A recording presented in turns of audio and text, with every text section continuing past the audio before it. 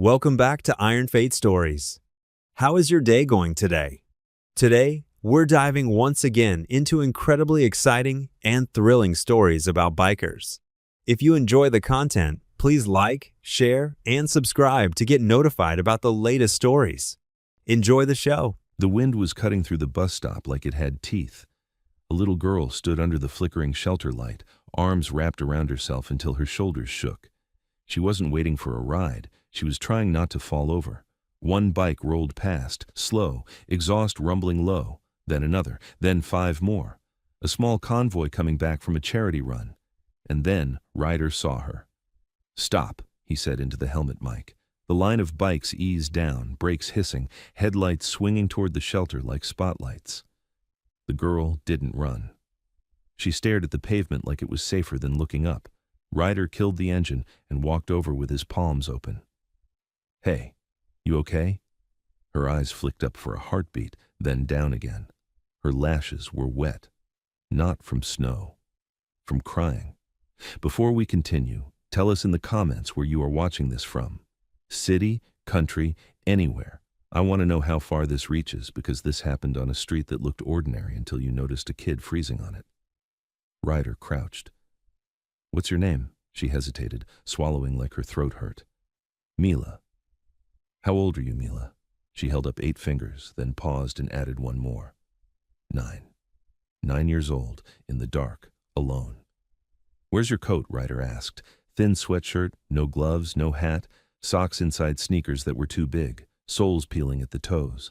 A plastic grocery bag dangled from one wrist, stretched white from being overstuffed. "Are you waiting for somebody?" he asked. Mila's teeth clicked. "They told me to sleep on the street." Ryder didn't answer right away. He kept his voice steady. "Who told you that?" Behind him, the rest of the club dismounted. Tank, built like a wall. June, braid down her back. Ghost, already on his phone. June pulled a spare hoodie from her bag. "Can I put this on you?" June asked. Mila flinched at the soft tone, suspicious of kindness, but the cold won. She let June drape it over her shoulders. Her hands stayed locked around that bag. Ryder scanned the empty street. No bus, no adult, no car waiting with hazards on. "What's in the bag?" June asked, careful not to reach. Mila's fingers tightened. "My stuff." "Okay," June said. "You keep it." Tank's eyes worked the road. "Where are they?" he asked again, lower this time. Mila jumped anyway. June gave Tank a look. He backed off. "Sorry." Ryder kept it steady. "You in foster care?" Mila nodded fast. "Where's your home?" Ryder asked. "What street?" "I don't know," Mila said. "They drive, I don't look." Ghost returned, phone in hand. "Emergency foster hotline says if the child is in danger, call 911. They won't send anyone without a case number." Ryder blinked.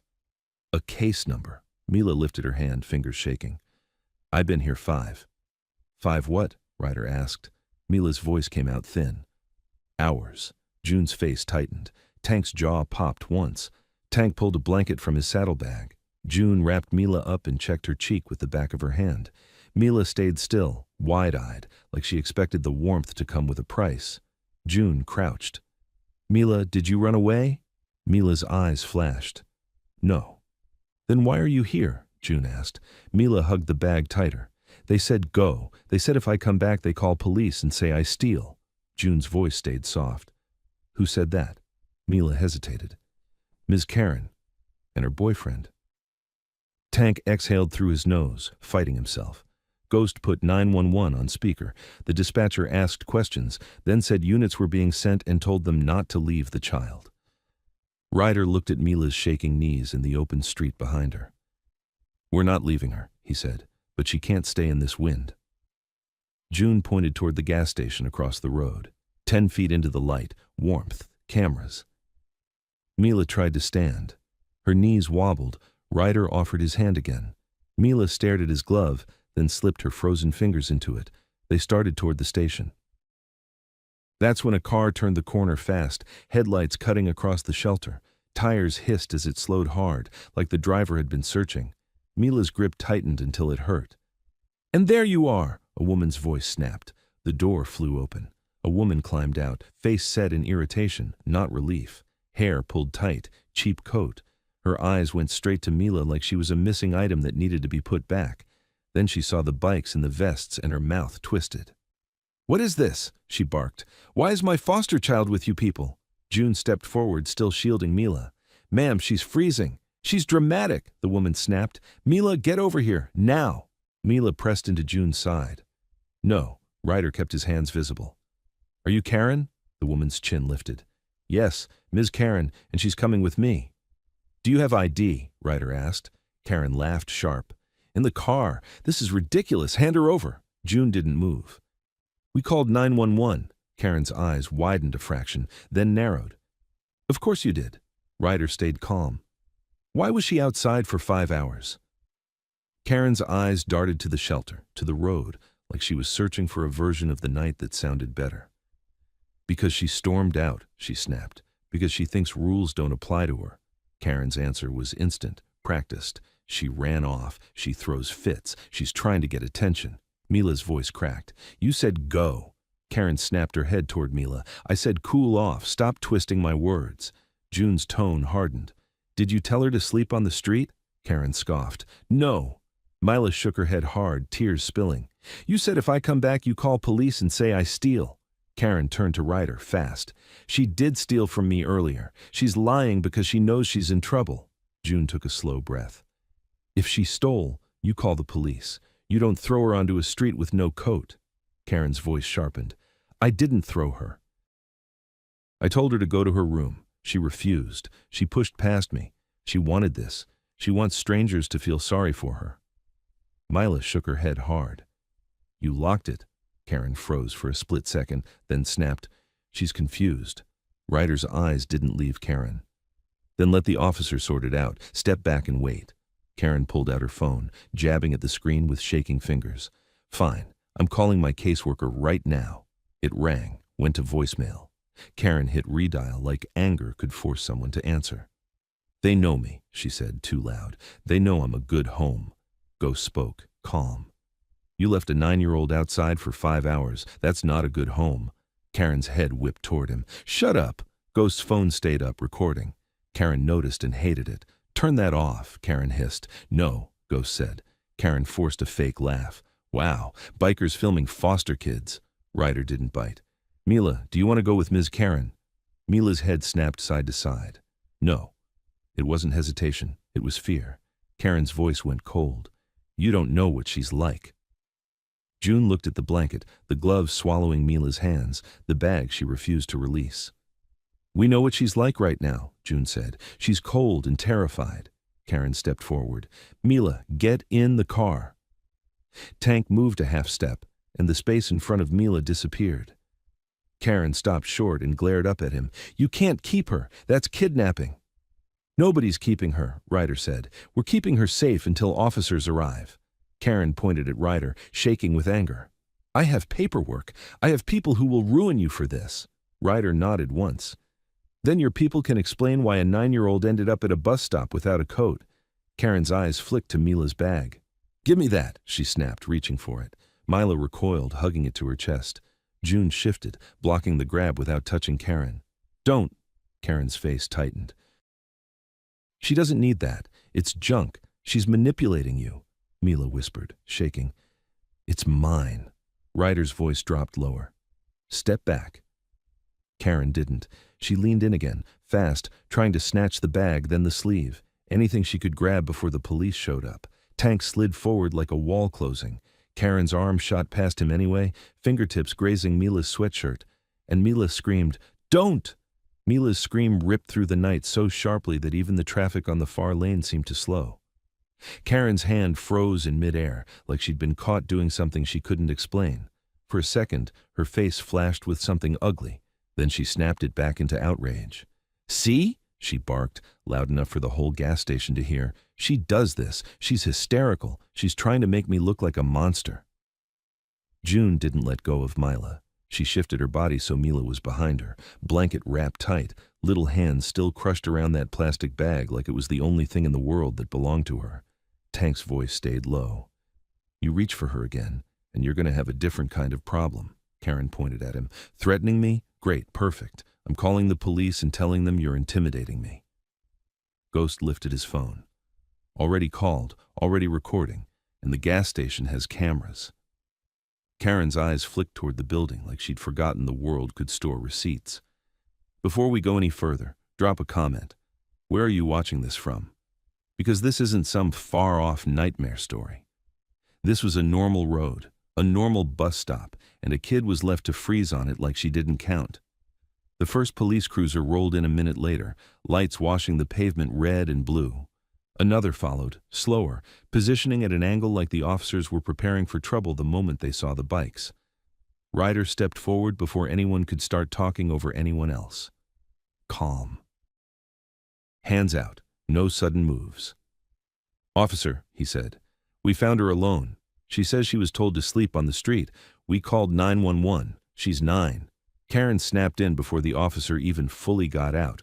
"They're kidnapping my foster child. They're refusing to hand her over. I want her back now." The officer's gaze moved from Karen to Ryder to the vests and back again. His posture changed in tiny ways, alert, guarded, deciding who he trusted. Then his eyes landed on Mila. She was half hidden behind June, blanket up to her chin. Her cheeks were red from cold, her lips were pale, her eyes were huge and glassy, and she looked at Karen like Karen was a stove she'd already been burned by. The officer's voice softened without meaning to. "Hey, sweetheart. What's your name?" Mila didn't answer. June leaned slightly. "Mila," she whispered. "It's okay. He's not her." Mila swallowed. "Mila." "How long you been out here, Mila?" the officer asked. 5 hours, Ghost said before Mila could. "She told us. We got here maybe 10 minutes ago." Karen threw her hands up. "That's a lie. She ran away. She storms out when she's mad. I can't chain her to the house." Ryder didn't raise his voice. "She said you told her to sleep on the street." Karen's face hardened. "Kids say things." The officer looked at Karen. "Do you have paperwork? ID? Foster placement documentation?" Karen yanked open her car door, rummaged dramatically, and produced a folder like she'd been waiting to perform.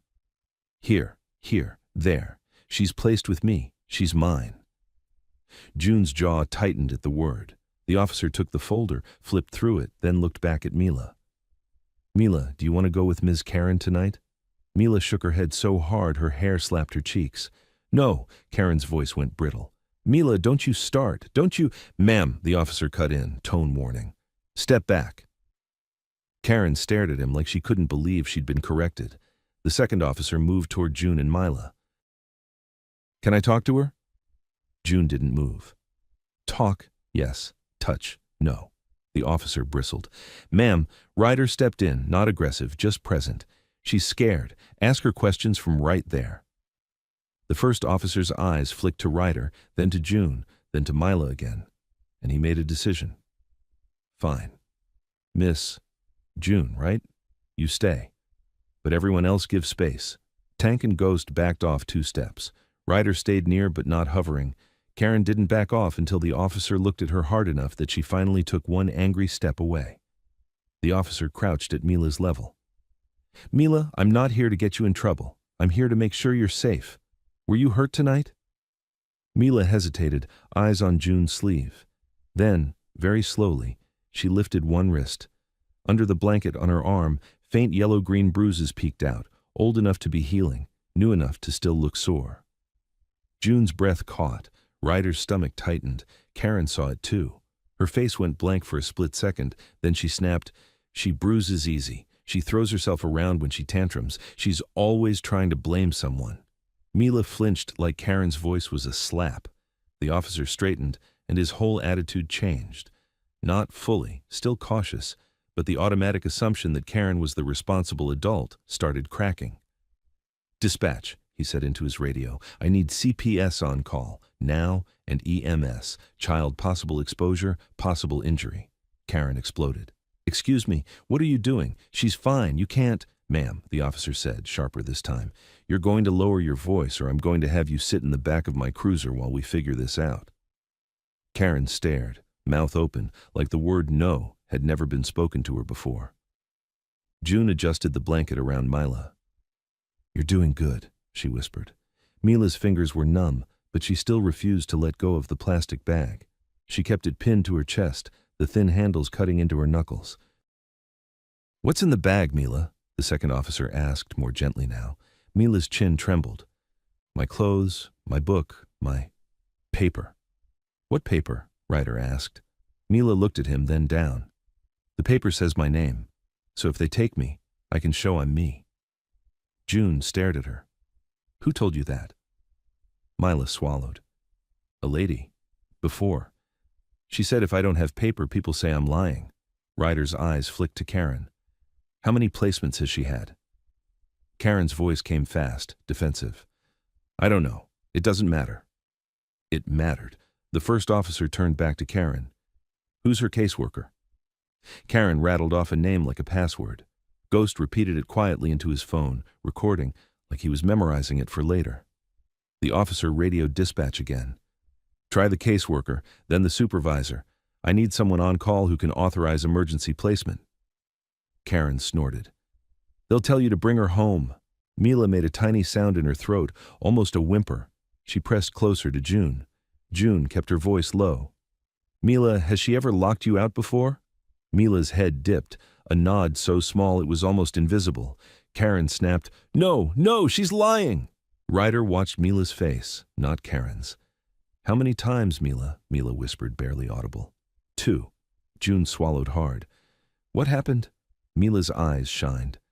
"I sleep on the porch. I hide behind the trash can so the neighbors don't see." Karen's shoulders rose like she was ready to scream again, but the first officer raised a hand, cutting her off without even looking at her. "Is that true?" he asked Karen.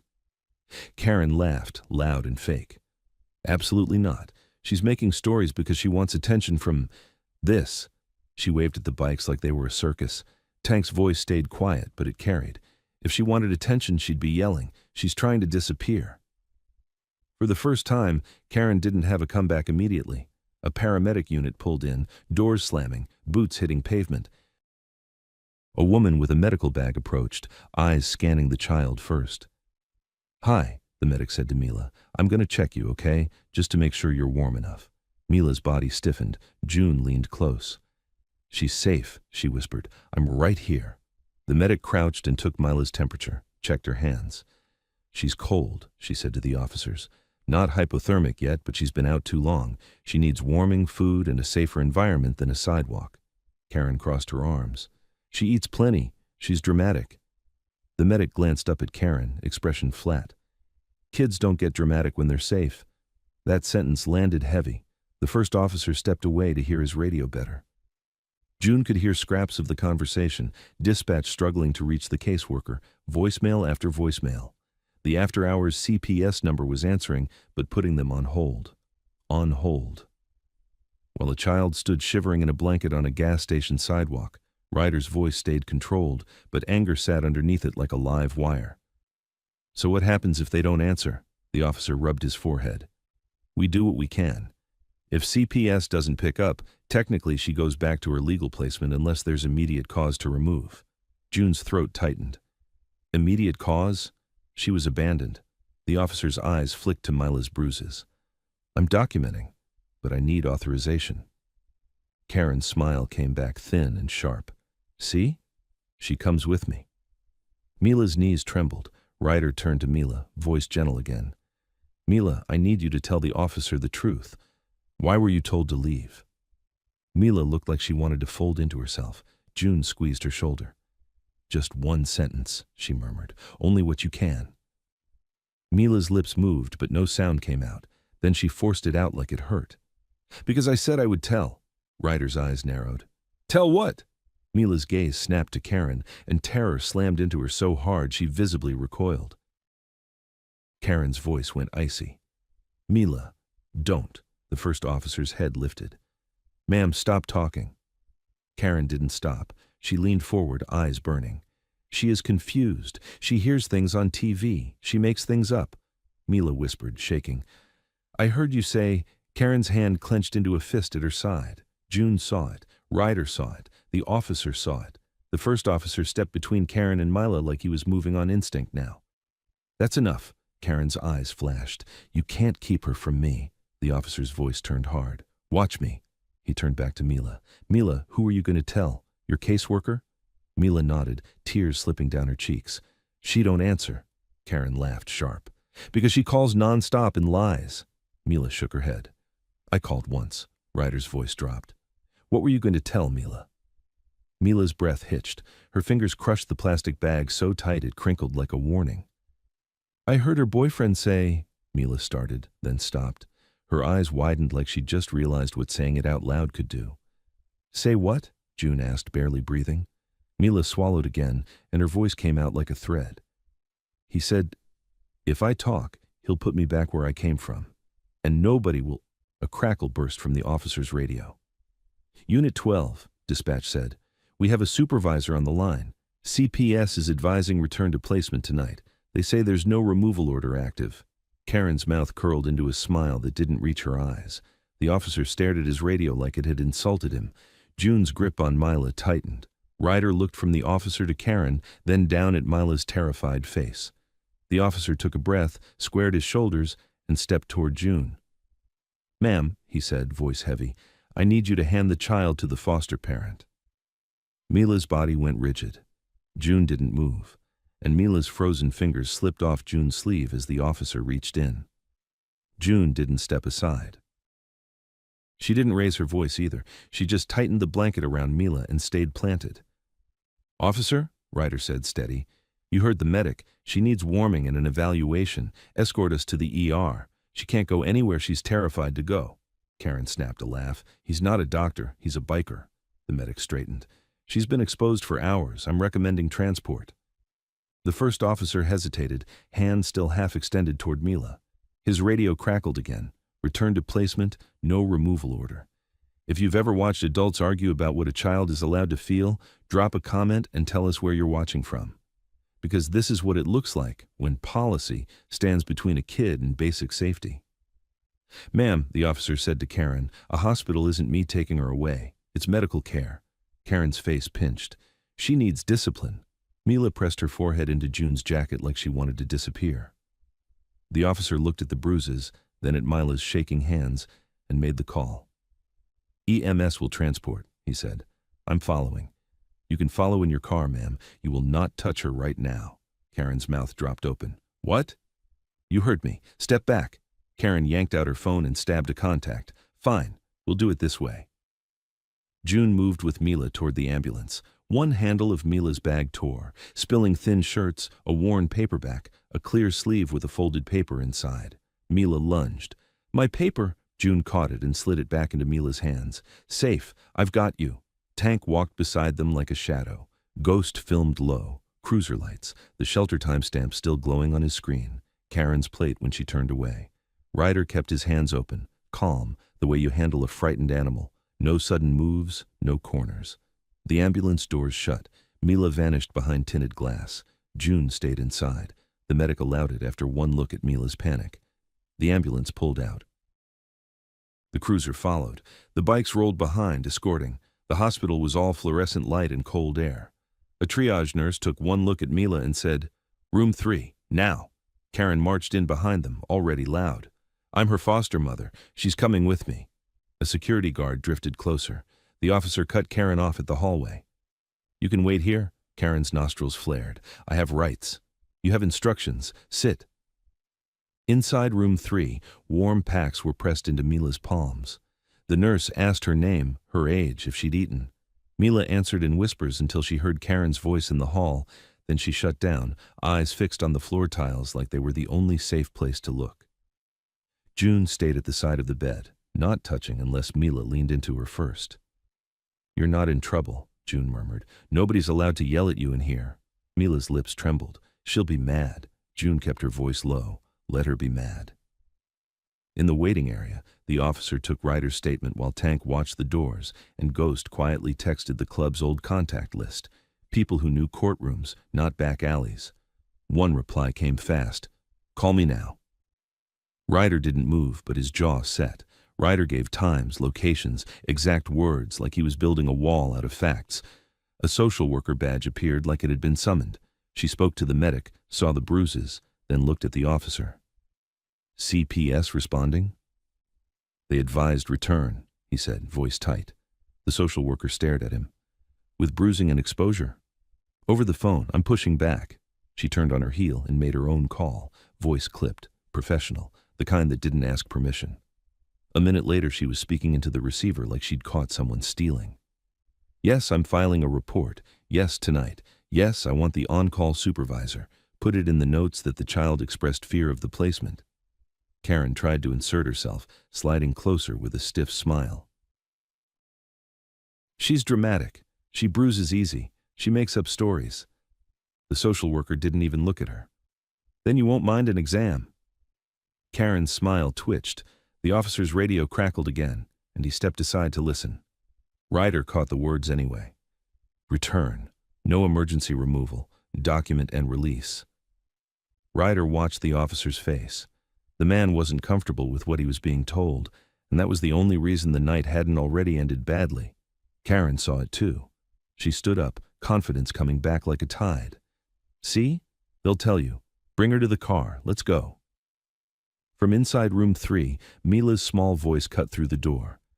I didn't run away. Karen snapped toward the sound. Mila, ma'am, the guard warned. Wait. Karen forced a smile and sat, tapping her foot like she could kick time into obedience. She kept glancing at the hallway like she was measuring how fast she could slip past security if they blinked. The nurse stepped out and spoke quietly to the officer and the social worker. Her temperature's low. She needs observation. Also, she flinches every time she hears that woman. That's not normal. The social worker nodded once, like a checkbox clicked into place. Thank you. The officer exhaled and walked back to Karen. She's staying for evaluation. Karen shot up. No, absolutely not. I'm her placement. The officer's tone stayed controlled. Medical evaluation. Karen leaned closer, voice syrupy, dangerous. You want to be the guy who keeps a foster kid from her home? You know who calls your captain, right? The officer's eyes hardened. Step back. Karen's phone buzzed. She answered on the first ring. Yes, they took her to the hospital. Yes, the bikers are still here. No, the cop thinks he's a hero. Get here. She hung up and smiled at Ryder. My boyfriend's on his way. Tank's eyes narrowed. The one who threatened her? Karen shrugged. He keeps the house safe? Ryder didn't look away. From a 9-year-old? Karen's smile slipped for half a second. Watch yourself. Inside room 3, the doctor came in, asked gentle questions, then requested Karen's medical consent paperwork. Mila's head snapped up at the word consent. She signs for me, Mila whispered to June, eyes wide. But she don't read. June blinked. Who doesn't read? Mila swallowed. The papers. She says it's fine, it's just money stuff. But Derek says if I talk, I'll go back where I came from, and nobody will. June leaned closer. Nobody will what? Mila's voice cracked. Nobody will come. June felt cold crawl up her spine. She looked at the doctor. She's scared of the boyfriend. Please don't let him near her. The doctor's expression changed. He's not coming back here. The door to room 3 cracked open. June stepped out, face pale but controlled. How is she? Ryder asked. Cold, scared. They asked if she feels safe going back, June said. Her eyes flicked to Karen. Mila said no, twice. Karen sprang up. She's being coached. The officer stepped in, voice like steel. Sit down. The automatic doors whooshed and a man walked in like he owned the building. Mid-30s, heavy shoulders, the kind of confidence that came from never being checked. He spotted Karen. Derek, she breathed, relief turning into anger. Finally, Derek's eyes swept the vests in the cruiser, and he smirked. So these are the clowns. Tank rose slowly. You Derek? Derek ignored him and aimed at Ryder. You keeping our kid?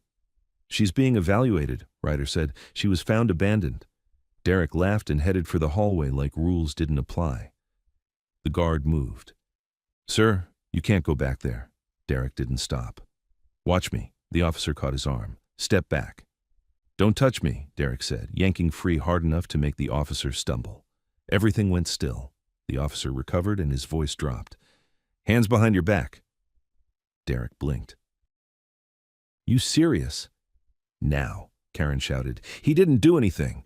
Derek glanced at the hallway again, calculating. I'm seeing my kid. Not tonight, the officer said. You can't keep her from us. From inside room 3, Mila's voice trembled, loud enough to carry. Please don't let him in. June froze. The social worker's eyes sharpened. You heard that. The officer tightened his grip. Last warning.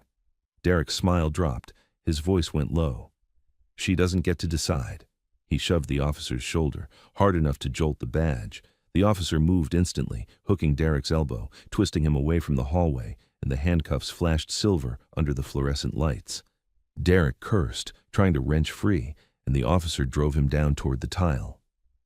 Derek hit the tile with a grunt, one cheek pressed to the cold floor, his hands wrenched behind his back. The cuffs clicked shut with a clean metallic finality that made the whole waiting area go quiet for half a second. Then, Karen's voice shattered it. "Get off him!" she screamed, lunging forward like she was going to peel the officer off with her bare hands. "He didn't do anything! You're assaulting him!" Security moved fast. One guard stepped between Karen and the officer, palms out. "Ma'am, back up!" Derek twisted, trying to look over his shoulder. "You're making a mistake," he growled, breath hot with anger. "I'm calling my lawyer. I'm calling the city. I'm calling—" "You're being detained for interfering and for assaulting an officer," the cop said, voice tight, controlled, the kind that had snapped into training mode. "Stop resisting." "I'm not resisting," Derek barked as he immediately resisted, shoulders bucking, legs kicking like he'd never been told no in his life. Tank took one step forward, then stopped. He didn't need to touch Derek. He didn't need to. The officer had it, the cameras had it, the guards had it. Ryder's eyes stayed on the hallway door to room 3. Mila was behind that door. That was all that mattered. If you're watching this and you've ever seen an adult try to bulldoze through rules just because they're used to winning, tell us in the comments where you're watching from. Because this wasn't a courtroom. This was a hospital. And a 9-year-old was still the smallest person in the room, still the one who had the least say. Karen's face was flushed. She jabbed a finger at Ryder like he'd personally handcuffed Derek. "This is your fault. You're poisoning her against us." June stood near the hallway, jaw tight, hands clenched at her sides. "She begged us not to let him in." Karen's eyes flashed. "Because she's manipulative." The officer got Derek upright, one hard pull, and Derek stumbled to his feet with cuffs behind him. His stare found June, then slid to the hallway. "Where is she?" he demanded. "You don't get to ask that," the officer said, steering him away. "You don't get to go near her." Karen followed, shouting, "You can't take him! He's done nothing! He's the only one who can handle her!" Handle her. The words hung in the air like smoke. Ghost lowered his phone for a second and glanced at Ryder. "I've got all of it," he murmured. "The shove, the threats, her saying he handles her." Ryder nodded once. "Keep it safe." As Derek was marched toward the doors, he craned his neck and hissed, "You think this is over? You don't know who you just embarrassed." The officer didn't answer. The doors whooshed open, cold air rushed in, and Derek disappeared into flashing red and blue reflections. Karen stopped at the threshold, breathing hard like she'd run a mile. For a moment she looked truly rattled. Then she pulled out her phone and hit a contact with a smile that was too sharp to be real. "Hi," she said, voice suddenly sweet. "Yes, it's me. They're trying to keep Mila here. Yes, the biker people are still here. I need you to come down. Like, now." She ended the call and turned slowly back toward Ryder and June, like she'd just placed a bet she was sure would pay. "CPS will handle this," Karen said, calm now. "And when they do, you're going to regret stepping in." June didn't blink. "We already regret not stepping in sooner." Inside room 3, Mila sat propped up on the bed with warm blankets stacked on her chest. Her hands were wrapped around a styrofoam cup of soup like it was a heater. The nurse had put fuzzy socks on her feet. Her hair was still damp from melted snow. She looked better than she had at the bus stop, but her eyes kept flicking to the door every time a footstep passed. June sat beside the bed, not too close, close enough. "They won't let him in," she said. Mila's voice came out small. "He'll be mad." June nodded once, honest. "Yeah, he probably will." Mila stared at her soup like the surface could tell her the future. "When he's mad, She stopped. Her mouth closed tight like a lock. June didn't push. "You don't have to finish." Mila's fingers tightened around the cup. "If I talk, they put me back." "Back where?" June asked, careful, soft. Mila's throat moved. "The big place. Before. With the loud kids, where they forget your name." June felt something cold settle in her chest. "Did they say that to you?" Mila nodded. The doctor came back in, looked at Mila's vitals, then glanced at June. "We're holding her for observation," he said, "and I need the social worker back in here." June's eyes lifted. "Thank you." Out in the hallway, the social worker returned with a clipboard and the kind of face people wear when they're done being polite. She spoke quietly to the officer, then turned toward Ryder. "We have a problem," she said. Ryder's expression didn't change. "What kind?" "The kind where the phone supervisor is trying to make this go away," she replied. "They're calling it behavioral. They want her discharged back to placement." The officer's jaw flexed. "I documented bruising, exposure, fear statement." "And they're still pushing return," the social worker said, eyes flat, "which tells me somebody wants this quiet." Ryder glanced toward Karen, who was sitting with arms crossed like she was waiting for a table at a restaurant. "Who did she call?" "Someone who'll show up," the social worker said. "If it's the on-call supervisor, they'll come with authority and attitude." Tank drifted closer, voice low. "What's the move?" Ryder didn't answer right away. He looked at the officer. "If CPS orders return, you have to do it?" The officer held Ryder's gaze. "If they present a lawful directive and there's no court hold, yes." June stepped out of room 3 at that moment, closing the door softly behind her. Her face was pale. "Mila said they threatened to send her back where they forget your name if she talked." The social worker's eyes sharpened. "That's coercion." June swallowed. "And she said Karen signs papers without reading them. Derek tells her it's money stuff." Ghost's head tilted. "Money stuff?" June nodded barely. "Mila said she heard them talk about checks, about how kids are worth more when they're quiet." A silence fell that wasn't empty. It was heavy. The officer spoke first, voice tight. "Okay, that's—" He stopped, then started again. "That's enough for me to request emergency protective custody, but I need CPS to cooperate." Ryder's phone buzzed. A text from someone Ghost had pinged earlier. "Call now." Ryder stepped aside, dialed immediately. A woman picked up on the first ring. "Hannah," she said. No greeting, straight to it. "Tell me you didn't put hands on anyone." "No," Ryder said. "We found a 9-year-old abandoned. Foster parent tried to take her. Boyfriend just got cuffed for pushing a cop." "Good," Hannah said. "Stay calm. Say as little as possible. Record everything, and do not leave that child alone with them." Ryder looked toward Karen. "CPS is trying to send her back tonight." Hannah's voice turned sharper. "Which hospital?" Ryder told her. "I'm on my way," she said. "And Ryder, if they try to remove her without a court order, you tell the officer to request a supervisor at the hospital and to document the child's fear statement on body cam. Loud enough for the cameras. Got it?" "Got it." He ended the call and turned back. "Lawyer's coming," he said to the officer and social worker. "She knows the system." The social worker nodded once, relieved. "Good." Karen's phone buzzed again. She answered, stood up, and her posture changed instantly, straight-backed, smug like the cavalry had arrived. "Yes," she said into the phone. "I'm in the lobby. Hurry." The automatic doors opened, and a woman walked in with a lanyard and a tablet, moving like she was late for something more important than this. Short hair, black coat. ID badge swung at her chest. CPS. Karen's face softened into a performance smile. "Thank God," she said, voice loud enough to make sure everyone heard. "I've been dealing with these people all night." The CPS woman's eyes flicked across the bikes, the officer, the security guards. "I'm Supervisor Latham," she said, clipped. "What's going on?" Karen launched into it like she'd rehearsed in the mirror. "The bikers took my foster child. They've been influencing her. She's acting out. The hospital is overreacting. I want her released to me immediately." Latham turned to the officer. "Is that accurate?" The officer's shoulders squared. "We found the child outside for hours without proper clothing. She stated she was told to sleep on the street. She has bruising. She expressed fear of returning. The boyfriend attempted to force his way into the treatment area and shoved me." Latham blinked once, then her face smoothed into something professional and distant. "The boyfriend isn't the legal placement." "He lives in the home," June said, voice tight. Latham's eyes slid to June, like June was furniture that had started talking. "And you are?" "A witness," June said, "and she begged us not to let him in." Latham turned away, already dismissing. "Children say things when they're dysregulated." Mila's words echoed in June's head. When he's mad, he... June stepped closer, voice steady.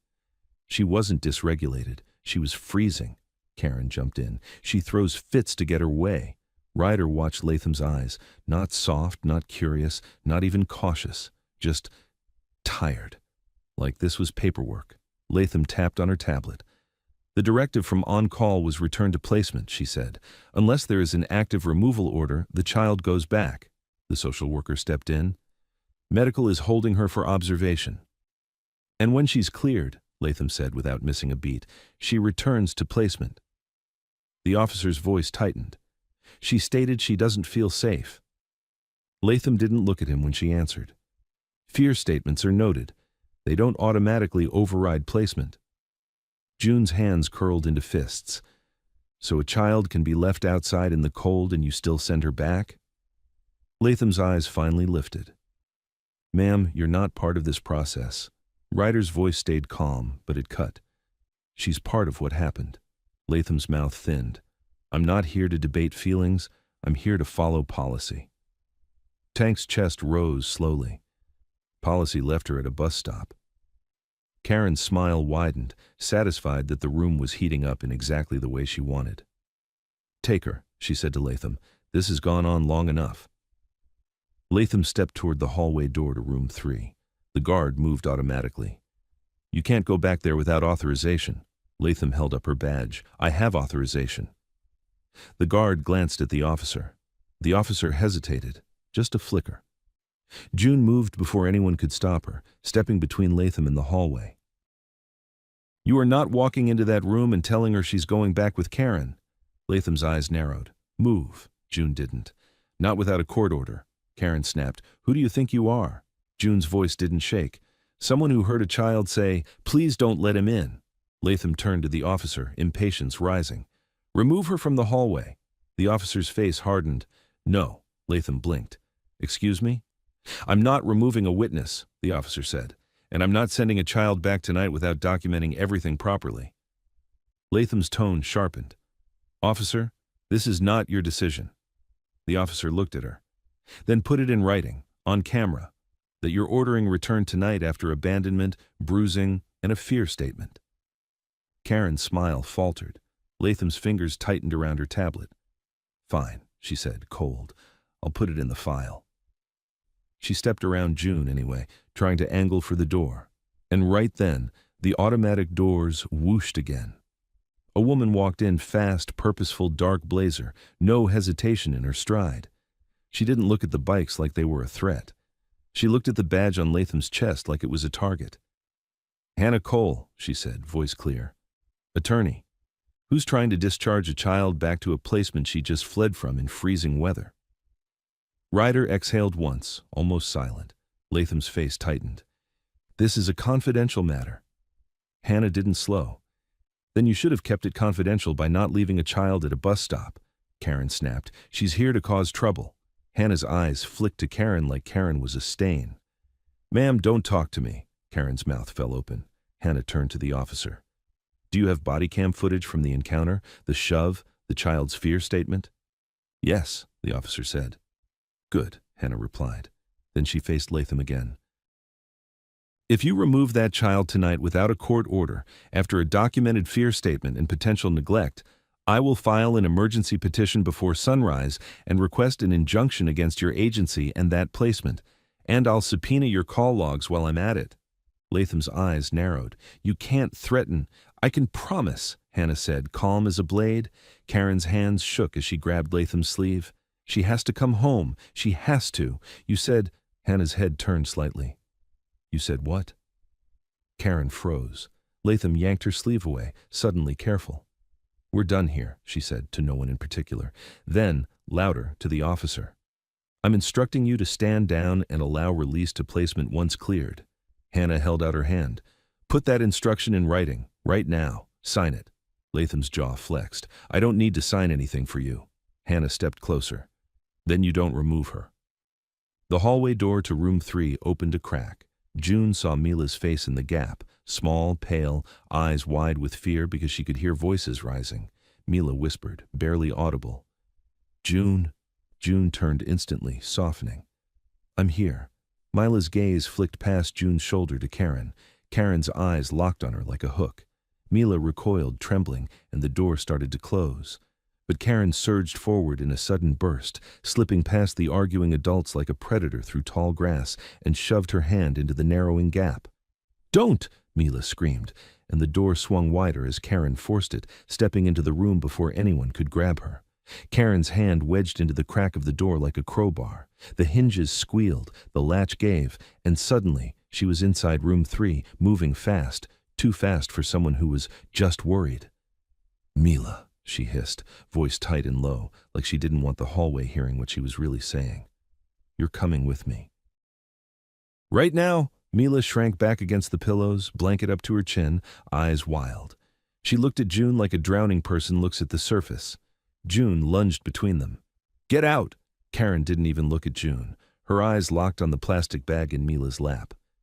"Give me that." Mila's arms clamped around it. "No!" Karen's hand shot out and grabbed one of the torn handles anyway, yanking hard enough that Mila slid forward on the sheets. The bag ripped more, spilling the corner of a worn paperback and that clear sleeve with folded paper inside. Mila made a sound that wasn't even a word, pure panic. June slapped Karen's wrist away. Not a punch, a block, a clear line. Karen's face twisted. "Don't touch me." "You're touching her," June snapped. Karen surged again, faster, trying to get past June's shoulder. "Mila, stop acting like this. You're embarrassing me. You want to go back to that place? Because that's where you'll end up if you keep this up." The doctor stepped in from the side, firm and loud. "Ma'am, you need to leave the room." Karen ignored him and leaned toward Mila, voice dropping into a warning only Mila would fully understand. "You hear me? You keep talking and I'll make sure you go back." Mila's lips trembled. "Please." The hallway erupted. Security rushed in first, then the officer, then Hannah right behind him. Tank and Ryder stayed in the doorway, not crossing the line, but their presence filled it.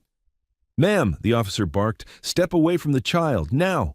Karen spun, eyes blazing. "This is my foster child. I have rights." "You don't have the right to force your way into a treatment room," the doctor said, voice hard. "Get out." Karen's gaze flicked, just once, to the cameras in the corner of the room. Then she turned the performance back on like a switch. "She's lying about everything. She's been coached. They're turning her against me." Hannah stepped forward, calm but cutting. "Ma'am, you just pushed into a hospital room and grabbed her belongings while a child begged you to stop. Keep talking. I love it when people narrate their own case." Karen pointed at her, shaking. "Who even are you?" "An attorney," Hannah said. "And unlike you, I don't have to raise my voice to be taken seriously." The officer reached for Karen's elbow. Karen jerked away and bumped the bed. Mila flinched so hard her knees pulled up automatically, like her body knew what was coming next before her brain did. That flinch changed everything. The officer saw it, the doctor saw it, security saw it. "Ma'am," the officer said again, slower now. "Step away." Karen's chin lifted. "You can't keep her from me." The doctor moved to the bedside, shielding Mila with his own body. "I absolutely can. This is my patient." June kept her eyes on Mila, voice low. "Look at me, Mila. Just look at me." Mila tried. Tears ran down her cheeks anyway. Before we continue, tell us in the comments where you're watching this from, because a lot of people think this kind of thing happens behind closed doors where no one can see. But it happened under bright hospital lights, with cameras, with badges, with professionals standing around. And it still almost happened. Security took Karen by both arms and guided her toward the door.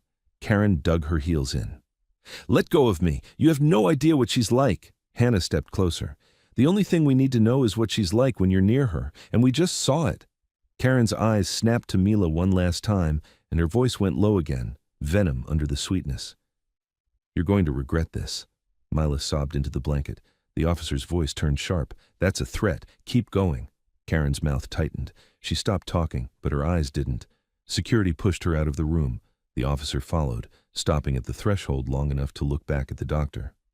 "Lock it down. No one enters without your approval." "Agreed," the doctor said. The door clicked shut. For a second, the room was just the hum of the heater and Mila's uneven breathing. June sat on the edge of the chair again, hands visible, steady. "You're safe," she said. "She's out." Mila shook her head, frantic. "She'll come back." She won't, Hannah said, stepping closer but staying gentle. Not tonight. Mila's eyes found Hannah's face. She always comes back. Hannah's expression softened, but her voice stayed professional. Not if we do this correctly. The doctor looked at Mila. Mila, I need to ask you something. When you were outside, why didn't you go to a neighbor? Why the bus stop? Mila swallowed. Her gaze drifted to the plastic bag, ripped open now like it had been searched. She tightened her hands around what was left of it. Because the neighbors, they see, Mila whispered. And then Karen says I'm lying, and then she smiles. And then later she stopped. June didn't push, she just waited. The doctor tried again, soft. Mila, did they tell you to leave? Mila nodded fast. Did they lock you out? Hannah asked. Mila hesitated, then nodded again, smaller. She locked the door. Did you have shoes? June asked. Mila glanced at her feet in fuzzy socks. I grabbed the wrong ones, she yelled. I didn't go back. Because you were scared? June asked. Mila nodded. The doctor looked toward Hannah. We need CPS in here now. Hannah's eyes stayed on Mila. CPS is here, she said carefully, but the supervisor seems interested in getting this over with. Mila's face tightened at the word supervisor. The tablet lady, June blinked. You know her? Mila nodded, eyes dropping. She came once. Karen made me sit quiet. Derek said if I talk, he'll make sure I go back. Hannah's posture shifted. Mila, who is Derek in the home? Mila whispered. Karen's boyfriend. Does Derek live there? Hannah asked. Mila nodded again. He sleeps there. The doctor's eyes narrowed. Is he approved as part of the placement? Background check? Mila looked confused. He said don't say he lives there. He said tell the caseworker he's fixing something if she asks. June's stomach sank. Hannah turned toward the door. Officer, she called. The officer opened it a crack, staying outside the room. Yeah? Hannah kept her voice controlled, loud enough to be heard by the hallway cameras, but not so loud it would scare Mila. We have a statement that an adult male lives in the placement and instructed the child to lie about his residency. I need you to document that. Right now. The officer's eyes sharpened. Copy. He raised his body cam slightly. Mila, can you say that again for me? Just one sentence. Mila stiffened. June leaned in. Only if you can. Only if you want. Mila swallowed, then whispered toward the officer, voice shaking but clear. Derek sleeps at Karen's house and he told me to say he's just fixing stuff. The officer nodded once. Got it. He stepped back into the hallway. Hannah exhaled slowly, then looked at Mila. That's important. That means the home might not even be compliant. Mila stared at her. What? It means they may not be allowed to have you there, Hannah said simply. Mila's face didn't brighten, it tightened. They'll be mad. They can be mad somewhere else, June said. Mila's hands trembled and she finally pulled the folded paper out of the clear sleeve like she'd been saving it for a moment exactly like this. It was creased from being opened and closed too many times. The writing was childish but careful. Dates, short lines, names. Hannah leaned in. Mila, what is that? Mila's voice cracked. My paper. June's eyes widened when she saw it. It wasn't a birth certificate. It was a record. Did you write this? June asked. Mila nodded, ashamed like she'd done something wrong. I write so I don't forget. Because they say I forget? Hannah took it gently, not pulling, waiting until Mila loosened her grip voluntarily. She read the first lines, and her face changed with everyone. January. Locked out, Hannah murmured, more to herself than anyone. February.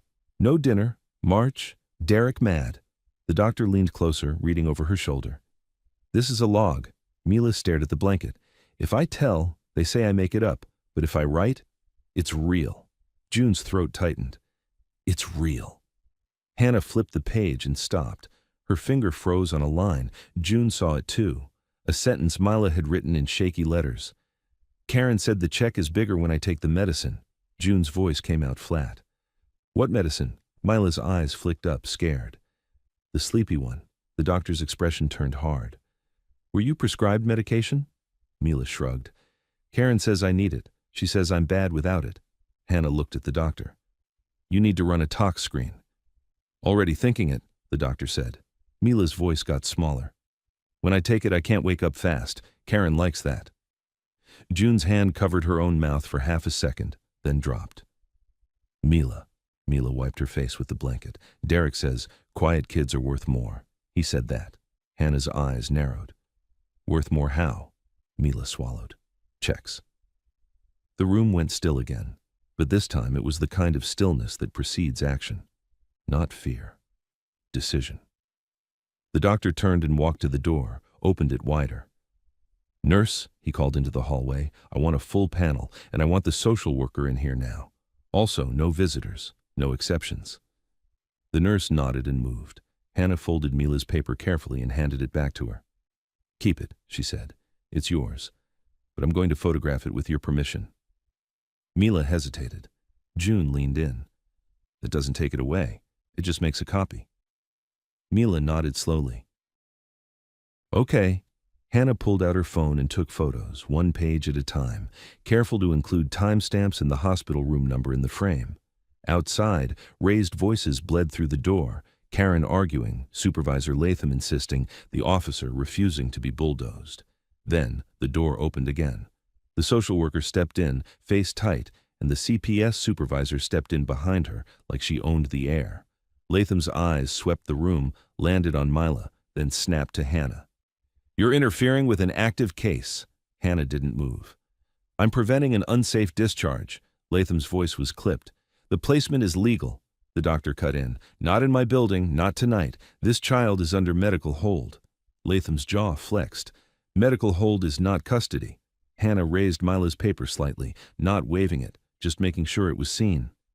We have a child-written log indicating repeated lockouts, coercion, and medication tied to increased stipend language. We have a statement that an unapproved adult male lives in the home and instructed the child to lie. If you try to move her tonight, you're going to be answering questions in front of a judge. Latham's eyes flicked to the paper. Just a flicker. Then her face smoothed again. Children write stories. Mila's head snapped up, small voice sharp with desperation. It's not a story. The room paused. Even Latham hesitated for half a beat, like she hadn't expected the child to speak directly. Mila's breath shook, but she kept going. She says I'm lying, but I'm not. I wrote it because I'm not lying. June's eyes burned. Hannah's voice stayed calm, but it hit like a hammer. You just heard your client speak. Now do your job. Latham's lips pressed thin. I'll review the allegations. Not later, Hannah said. Now. Latham turned to the social worker. We can place her in emergency respite. Mila's body went rigid. No. June leaned in, voice soft but urgent. Mila, what's wrong with respite? Mila's eyes filled again. The big place, the loud kids. They forget your name. Latham's expression tightened as if this was inconvenient. It's temporary. Mila shook her head fast. They said temporary before. The doctor stepped between Latham and the bed, not aggressive. Final. She's not leaving my care until I'm satisfied she's safe. That includes psychological safety. That includes not sending her somewhere she associates with harm. Latham opened her mouth to push back. The officer stepped into the doorway again, body cam on, voice controlled. Supervisor Latham, I'm requesting you acknowledge on record that the child made a fear statement and alleges an unapproved adult male resides in the placement. I'm requesting an emergency protective custody decision. Latham's eyes flashed toward the camera. She didn't like that it was happening in recorded reality. Karen's voice shrieked from the hallway. She's my foster kid. You can't do this. Mila flinched at the sound of Karen's voice like it was a reflex. June tightened her jaw. Keep Karen out, she said to the officer. Please. The officer nodded once and stepped back out.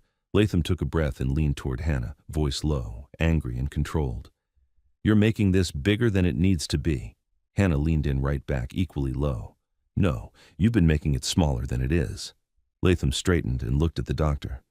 Fine, run your tests, but once you're done, she goes to emergency respite. Mila's fingers clamped around her paper again so hard her knuckles turned white. June watched her and made a decision without speaking it yet. Ryder saw June's face through the doorway and understood instantly that the next hours were going to decide the rest of Mila's life. And in the hallway, Karen's voice rose again, closer this time, like she was being allowed to approach the door.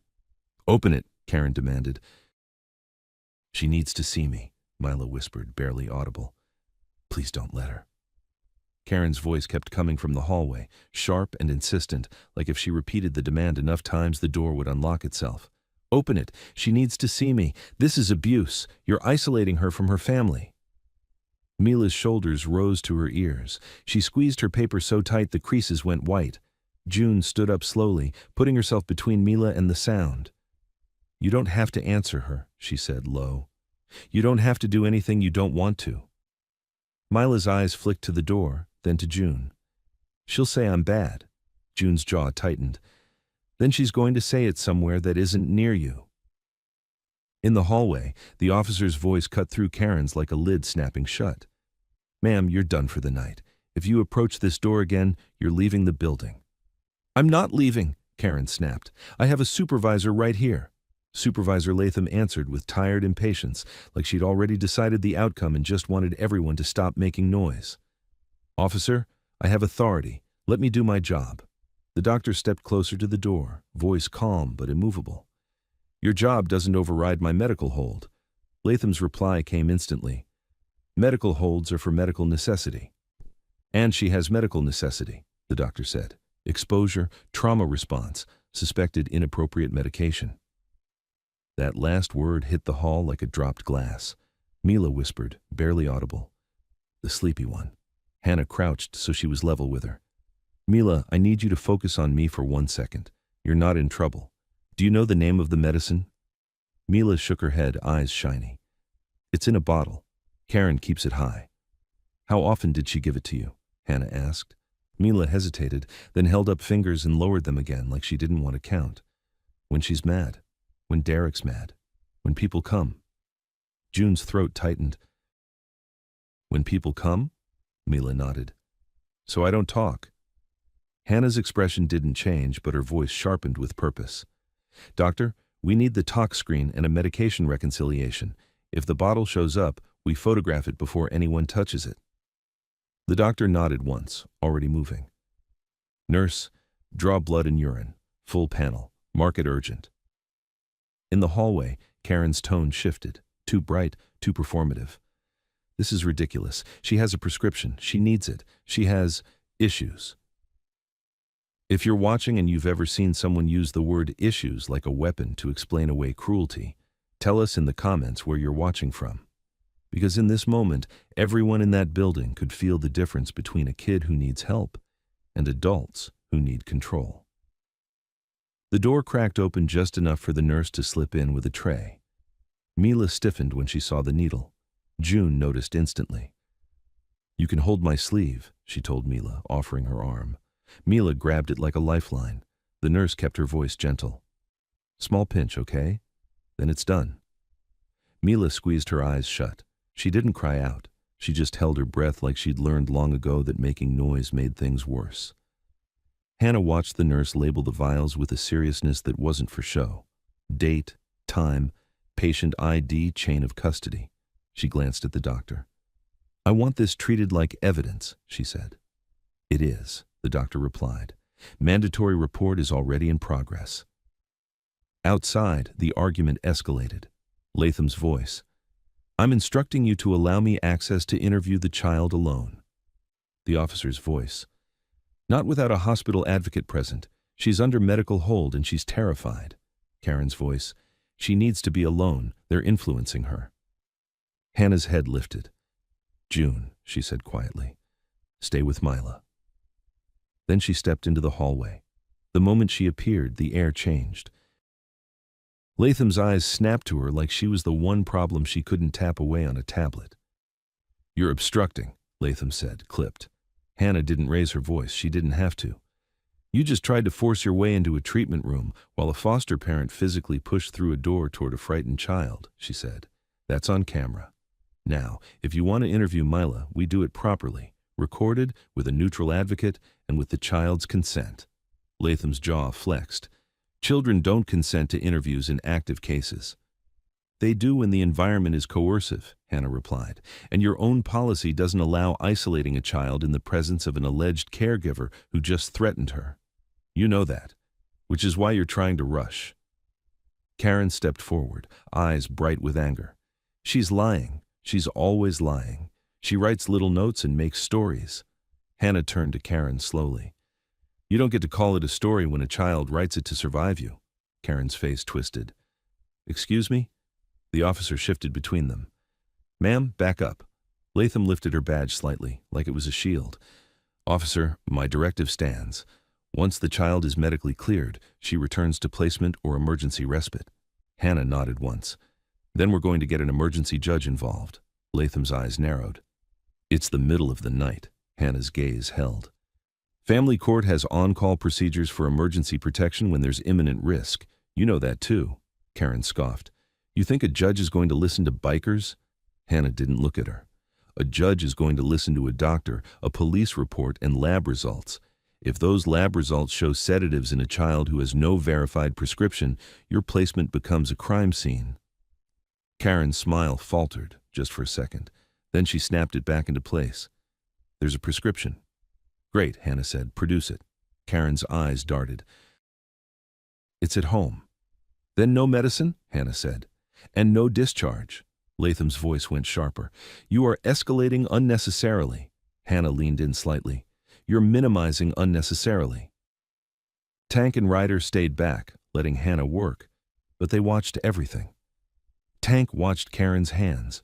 Ryder watched Latham's face, the tiny tells, what she reacted to, what she ignored. Karen's phone buzzed again. She looked down, typed quickly, and slipped it back in her pocket like it was nothing. Ghost, leaning against the wall, murmured to Ryder, She's texting someone. Ryder's eyes didn't leave Karen. Watch the doors.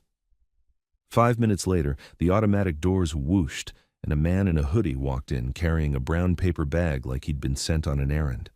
He scanned the lobby, spotted Karen, and headed straight toward her. Ryder didn't move fast. He moved smart. He stepped into the man's path, not threatening, just present. Can I help you? Ryder asked. The man blinked. I'm just dropping something off. Karen snapped, too quick. That's for me. Ryder held out his hand. Hospital policy says no outside items to a patient without staff checking it. It's not for a patient, Karen said. It's for me. The man tried to slide around. Tank appeared beside Ryder like a door shutting. The man's eyes flicked to their vests and he stopped. Lady said. The officer stepped closer, hearing the exchange. What's in the bag? The man hesitated. It's just her stuff. Karen's voice spiked. Give it to me. This is harassment. The officer held out his hand. Bag, now. The man looked at Karen like he wanted her to save him. Karen's stare told him to obey. He handed the bag to the officer. The officer peeked inside, then his face tightened. He pulled out a prescription bottle. Hannah stepped closer instantly. Don't open it, she said. Photograph it first. The officer held it up so the overhead lights caught the label. The name on it wasn't Mila's. June, from the doorway, saw the bottle and went cold. Karen's face went blank, real blank, not performance blank. That's not mine, she said too quickly. He brought the wrong. Hannah's voice stayed flat. Whose name is on the label? Karen's mouth opened. Nothing came out. The officer read it quietly, then looked at Karen. Ma'am, this doesn't match the child. Why is someone bringing you medication in a paper bag at midnight? Karen forced a laugh that sounded like it hurt. Because she doesn't like taking it. I have to be careful or she throws it out. It's prescribed. She needs it. Hannah stepped even closer, her tone sharper now. So you admit you're giving it to her? Karen snapped, defensive. She needs it. The doctor appeared in the hallway doorway like he'd been called by the word medication alone. He took one look at the bottle, then at Karen, then at Hannah. We'll be matching this against the tox screen, he said, voice hard. If it shows up in her system without verified prescription, I'm filing a report that includes the police. I'm right here, the officer said, eyes locked on Karen. Karen's hands started to shake. This is ridiculous. You people are twisting everything. She's a problem child. She lies. From room 3, Mila's small voice drifted out, trembling. That's the bottle. Everyone froze for half a beat. June whispered, Mila. Mila pushed herself up in bed, eyes fixed on the hallway, terrified but certain. That's the sleepy one. Karen's head snapped toward the door like she wanted to shout Mila back into silence. The officer stepped in front of her instantly. Don't. Hannah turned toward Latham. Supervisor, she said, calm but lethal, you can still try to move her tonight if you want. But you're going to do it with that bottle on camera, that statement on record, and a doctor willing to testify. Your choice. Latham's eyes flicked to the bottle, then to Karen, then to the officer's body cam. For the first time, her posture shifted, not convinced but cautious. This needs review, Latham said, voice tighter. I will contact my director. Hannah nodded. Do it, and I'm contacting an on-call judge. Karen's voice cracked, louder now, desperation breaking through the rage. She can't stay here. She has to come home. The doctor didn't blink. Not to you. Karen surged forward anyway, like she was about to make one more attempt to reach the room. The officer grabbed her forearm. That's enough. Karen jerked away and screamed, Let go of me. The lobby turned. Security moved in. The officer's tone dropped into something final. Ma'am, you're being detained for trespass in a restricted area, interference, and for attempting to intimidate a child witness. Karen's face twisted. You can't. The officer started to cuff her, and at that exact moment, the nurse came out of the lab hallway holding a printout, eyes wide, moving fast. She went straight to the doctor and whispered something that made his face go hard and still. The doctor looked up at Hannah and the officer and said very clearly, The preliminary tox screen is positive. Mila's breath caught. Karen's eyes went huge. The officer's grip tightened on the cuffs as the doctor added, And it matches the class of drug in that bottle. The lobby didn't get louder after the doctor said it. It got quieter, not peaceful, not calm. Quiet like the second before something breaks. The preliminary tox screen is positive, the doctor repeated, slower this time, so there was no way anyone could pretend they misheard. Sedative class, same category as the medication in that bottle. Karen's mouth opened and closed like her brain was skipping over the part where consequences lived. Her hands were half raised, cuffs dangling from the officer's grip, and she looked around like she expected someone to rescue her from reality. That's impossible, she said, voice too high. She's lying. The test is wrong.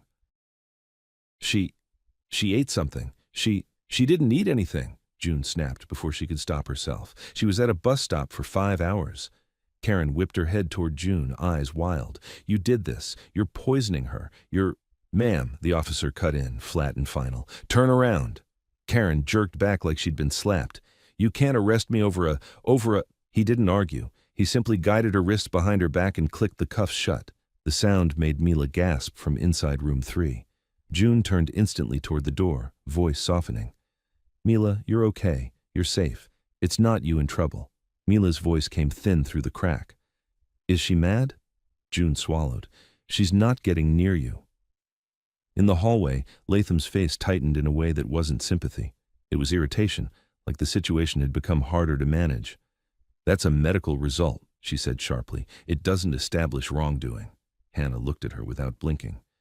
It establishes that a child has a sedative in her system and the caregiver just had a bottle delivered in a paper bag at midnight with a name that doesn't match the child. Latham's jaw flexed. Preliminary screens can be confirmed, the doctor cut in. We're running confirmation, but I'm already filing the mandatory report, and I'm already documenting the child's statements. The officer guided Karen toward a chair, keeping her away from the hallway. Karen twisted, trying to see the door to room 3. Tell her to stop, she snapped. Tell her to stop lying. Mila, you hear me? The officer stepped closer, blocking her line of sight. You're done. Karen leaned forward anyway, voice dropping low like a threat trying to hide under a whisper. You think this saves you? It doesn't. You still go back. You always go back. Hannah's head turned instantly. Officer, that's intimidation of a child witness. The officer didn't hesitate. He looked at Karen, and his voice turned colder. You just upgraded your problems. Karen's eyes darted. I didn't say anything. Ghost's phone lifted slightly. Got it, he murmured, recording. The man in the hoodie, the errand runner, stood off to the side, frozen, hands empty now, eyes flicking between the cuffs and the badge like he'd just realized he'd been used. The officer turned to him. You. Name, ID. The man swallowed. Caleb Morris. I didn't do anything. She texted me. She said, bring a bag, that's it. Who is she? The officer asked. Caleb nodded toward Karen without looking directly at her like she might bite.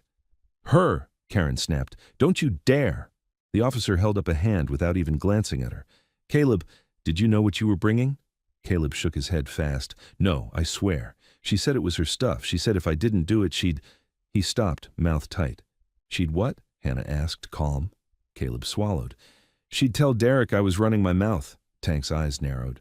So Derek's still pulling strings. The officer's radio crackled at his shoulder. Someone from patrol asking about Derek's status. The officer answered without taking his eyes off Caleb. Derek is in custody. Assault on an officer. Interference. Karen's face twitched at the name Derek like it was a pressure point. Caleb's eyes widened. He got arrested? Yes, the officer said. Now answer the question. Why deliver a medication bottle at midnight? Caleb's lips trembled. I didn't know it was medication. The officer held up the bottle in an evidence bag the nurse had provided, label facing out under the lobby lights. You didn't see this? Caleb flinched. It was inside the brown bag. I didn't open it. Hannah leaned slightly toward him.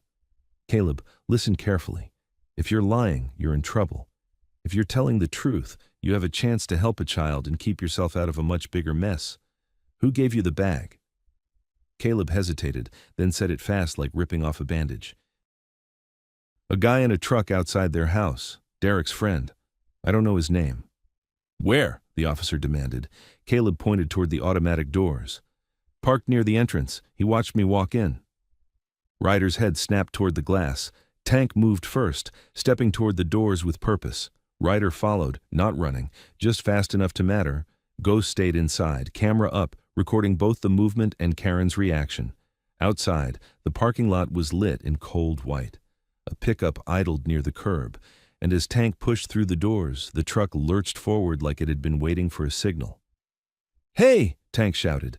The truck accelerated. Ryder didn't chase into the lane. He memorized. Plate, make, sticker on the tailgate, a dent above the rear wheel. Ghost, still inside, zoomed his camera through the glass and caught the plate as the truck swung out of the lot. The officer saw the movement and barked into his radio. Be advised, possible associate vehicle just fled hospital lot. Pickup, dark color, plate. He read it off as Ghost fed him the numbers. Attempt locate, driver may be connected. Latham's eyes flicked to the doors, then back to her tablet, fingers moving faster now. For the first time, her posture shifted from dismissive to defensive. This is turning into a criminal matter, she said tightly. It already is, Hannah replied. Now we do the part where you stop pretending it's behavioral. Latham's mouth thinned. I'm calling my director. Good, Hannah said. Put it on speaker. Latham didn't. Karen stared at Latham like she'd just realized the supervisor wasn't a shield anymore. You said this wouldn't happen, she hissed, voice cracking. You said if she just stayed quiet. Hannah's head turned slowly. Say that again. Karen snapped her mouth shut. The officer stepped closer. Ma'am, you're under arrest. You will stop talking. Karen's eyes burned with panic now, not arrogance. She needs her medicine, she tried again, desperate. She needs it or she'll what? The doctor asked, voice ice. Be awake? Be able to speak? Karen swallowed hard. Hannah turned to the doctor. Can you place a psychiatric consult and document her fear response to the caregiver's presence? I already did, the doctor said, and I'm documenting that the caregiver forced entry into a restricted treatment room and attempted to take the child's belongings. The social worker, clipboard tight in her hands, added, and I'm filing a report that the child described medication being used to silence her during visits. I'll put it in writing tonight. Latham's eyes flashed. You're going beyond scope. The social worker didn't blink. I'm doing my job. Mila's door opened a little wider. The nurse stepped out, face tight. She's asking if she's going back. June moved to the doorway instantly. Tell her no. The nurse hesitated, looking at the doctor. The doctor answered without hesitation. Tell her she's staying here. No discharge tonight. June leaned into the room, voice low and steady. Mila, you're not going back tonight. You're staying in the hospital. I'm right here. Mila's voice came out broken. Promise. June swallowed, then made the only promise that mattered. I promise I'm not leaving you. A beat. Then Mila whispered, She'll come. June kept her tone firm. She can't. In the lobby, Karen twisted in her cuffs, face red, tears finally spilling. Not regret, not empathy, just the ugly frustration of losing control. "You don't know what you're doing," she screamed. "She ruins homes. She ruins people. She makes them look bad and then she—" Hannah's voice cut through it like a blade. "No, you ruin children and then you call them bad so you can sleep at night." Karen's scream turned into a sob, then back into a scream. "I fed her. I clothed her. I took her when no one else would." The doctor didn't move. "And you drugged her," Karen's head snapped toward him. "I didn't. The lab says otherwise," he replied. The officer nodded to a second unit that had arrived quietly. "Take her," he said. Karen was led away, still shouting, still trying to throw her voice down the hallway toward Mila's door like a hook. As soon as she was out of sight, the air shifted again. Not fixed, not safe, but less poisoned. Latham exhaled sharply as if she'd been inconvenienced. "We will arrange emergency respite in the morning." Mila's voice, small but clear, drifted from inside the room. "No." Latham's head turned toward the door, annoyance tightening her face. "We can't hold her here indefinitely." Hannah stepped forward. "You're right. So you'll do a safe placement, not the big place where they forget your name." Latham scoffed. "That's not how it works." "It is tonight," Hannah said, "because tonight you have a child with sedatives in her system and an arrested caregiver. If you send her to a chaotic group intake facility, you're placing her back into harm, and you know it." Latham's eyes flicked. "Do you have an alternative?" June's throat tightened. She felt Ryder's gaze on her from across the lobby. June didn't raise her voice. "I do." Everyone turned. June looked at the doctor first. "If she can't stay here long, she needs a quiet place. One adult, one room, no screaming, no strangers in and out." Latham's lips tightened. "And you are offering what exactly?" June swallowed. "I'm offering to be a temporary emergency caregiver, if the system can do it legally. I'll submit to checks, whatever you want. I'll sign whatever needs signing. But I'm not letting her disappear into a place that terrifies her after what she just survived." Ryder didn't speak. He didn't need to. The club behind him shifted, quietly, like a wall deciding where it stood. Latham stared at June like she'd suggested stealing a car. "You can't just—" Hannah cut in. "Actually, you can.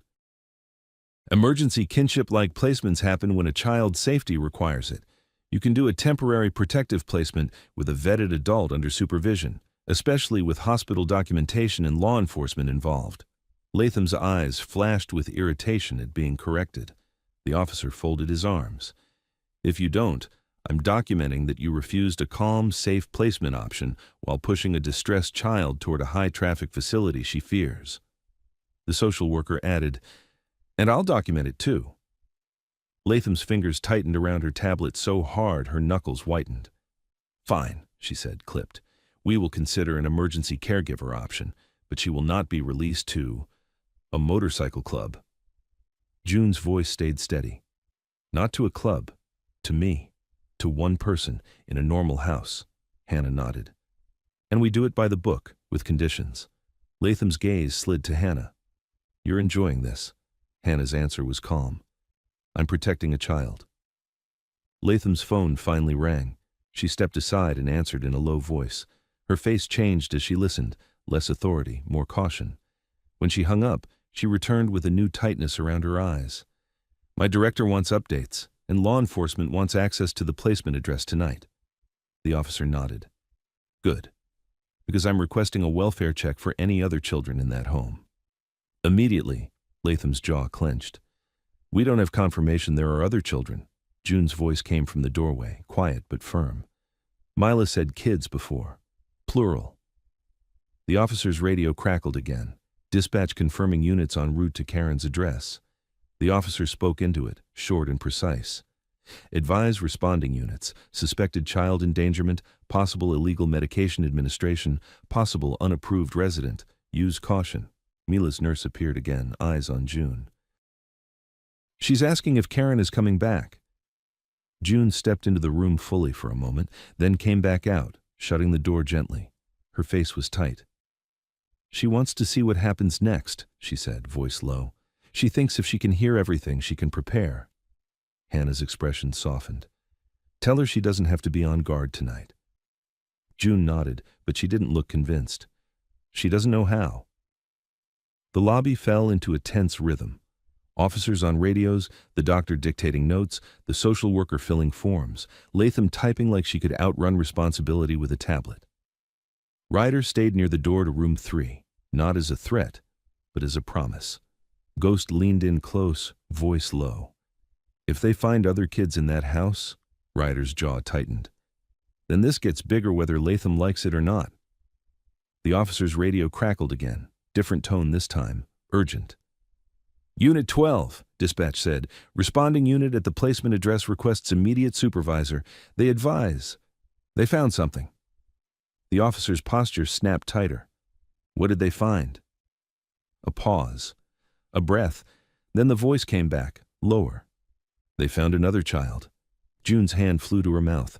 Hannah's eyes narrowed, and from inside room 3, Mila's small voice drifted out, shaking like she already knew the answer to a question nobody had asked yet.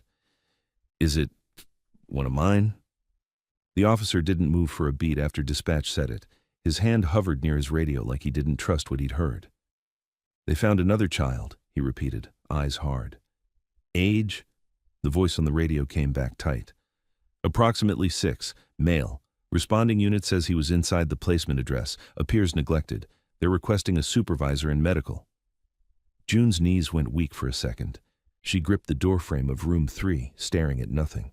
Hannah's face sharpened into pure focus. Officer, she said, low but urgent, you need that unit to secure the scene, identify any other minors, and get a search warrant if they find evidence of more children or controlled substances. The officer was already speaking into the mic. Copy. Secure scene. Confirm if any other minors present. Do not allow anyone access to the home. EMS if needed. I'm notifying a detective. From inside the room, Mila's voice trembled through the crack in the door. Is it one of mine? June stepped in fast, closing the gap behind her so Mila didn't have to hear the hallway swell. Mila, she said softly, look at me. Mila's eyes were huge. She clutched her paper to her chest like it could stop bad news from entering the room. Is it the little boy? Mila whispered. The one who hides? June swallowed. Tell me his name. Mila's lips shook. Eli. Hannah stepped just inside the room, staying near the threshold. Mila, she said gently, did Eli live in Karen's house with you? Mila nodded fast, panic building. He's little. He cries at night. Derek says shut up or... She stopped, breath hitching. He puts him in the laundry. The doctor's expression went hard. In the laundry? Mila nodded again. He says it's quiet there. He says it's a lesson. June felt something hot rise behind her eyes. She blinked it down and kept her voice steady. Mila, is Eli hurt? I don't know, Mila whispered. He has marks sometimes. He says he fell. Karen says he fell. Hannah turned back toward the hallway, voice suddenly professional and sharp. Officer, we have a possible second victim. The child says another minor in the home was confined as punishment. That needs to be documented. The officer's reply came instantly from outside the door. Copy. Before we continue, tell us in the comments where you are watching this from, because a lot of people still believe this system only breaks down in rare, extreme cases. But this started with one freezing bus stop, and it already led to a second child behind a locked door. The doctor stepped to Mila's bedside again, tone calm on purpose. Mila, you did the right thing speaking up. You hear me? Mila stared at her paper. They said it makes it worse. It makes it stop, June said quietly. It makes it stop for you and for Eli. Mila's lower lip trembled. Karen will be mad. June's voice didn't shake. Karen can't get to you. Mila's eyes flicked up. Promise? June nodded. Promise? In the hallway, the CPS supervisor's tablet clicked as she typed faster, like speed could undo what the radio had just revealed. Latham's posture had changed, less authority, more damage control. This is now a multi-child investigation, Hannah said, stepping out to face her. You don't get to rush anything. You don't get to send Mila to a facility she fears. You don't get to keep this internal. Latham's mouth tightened. We are handling... No, Hannah cut in. You were handling it until it turned into an arrest, a positive talk screen, and a second child found in the same home. Now it becomes oversight. The social worker joined them, clipboard hugged tight. I want a different supervisor assigned, she said flatly.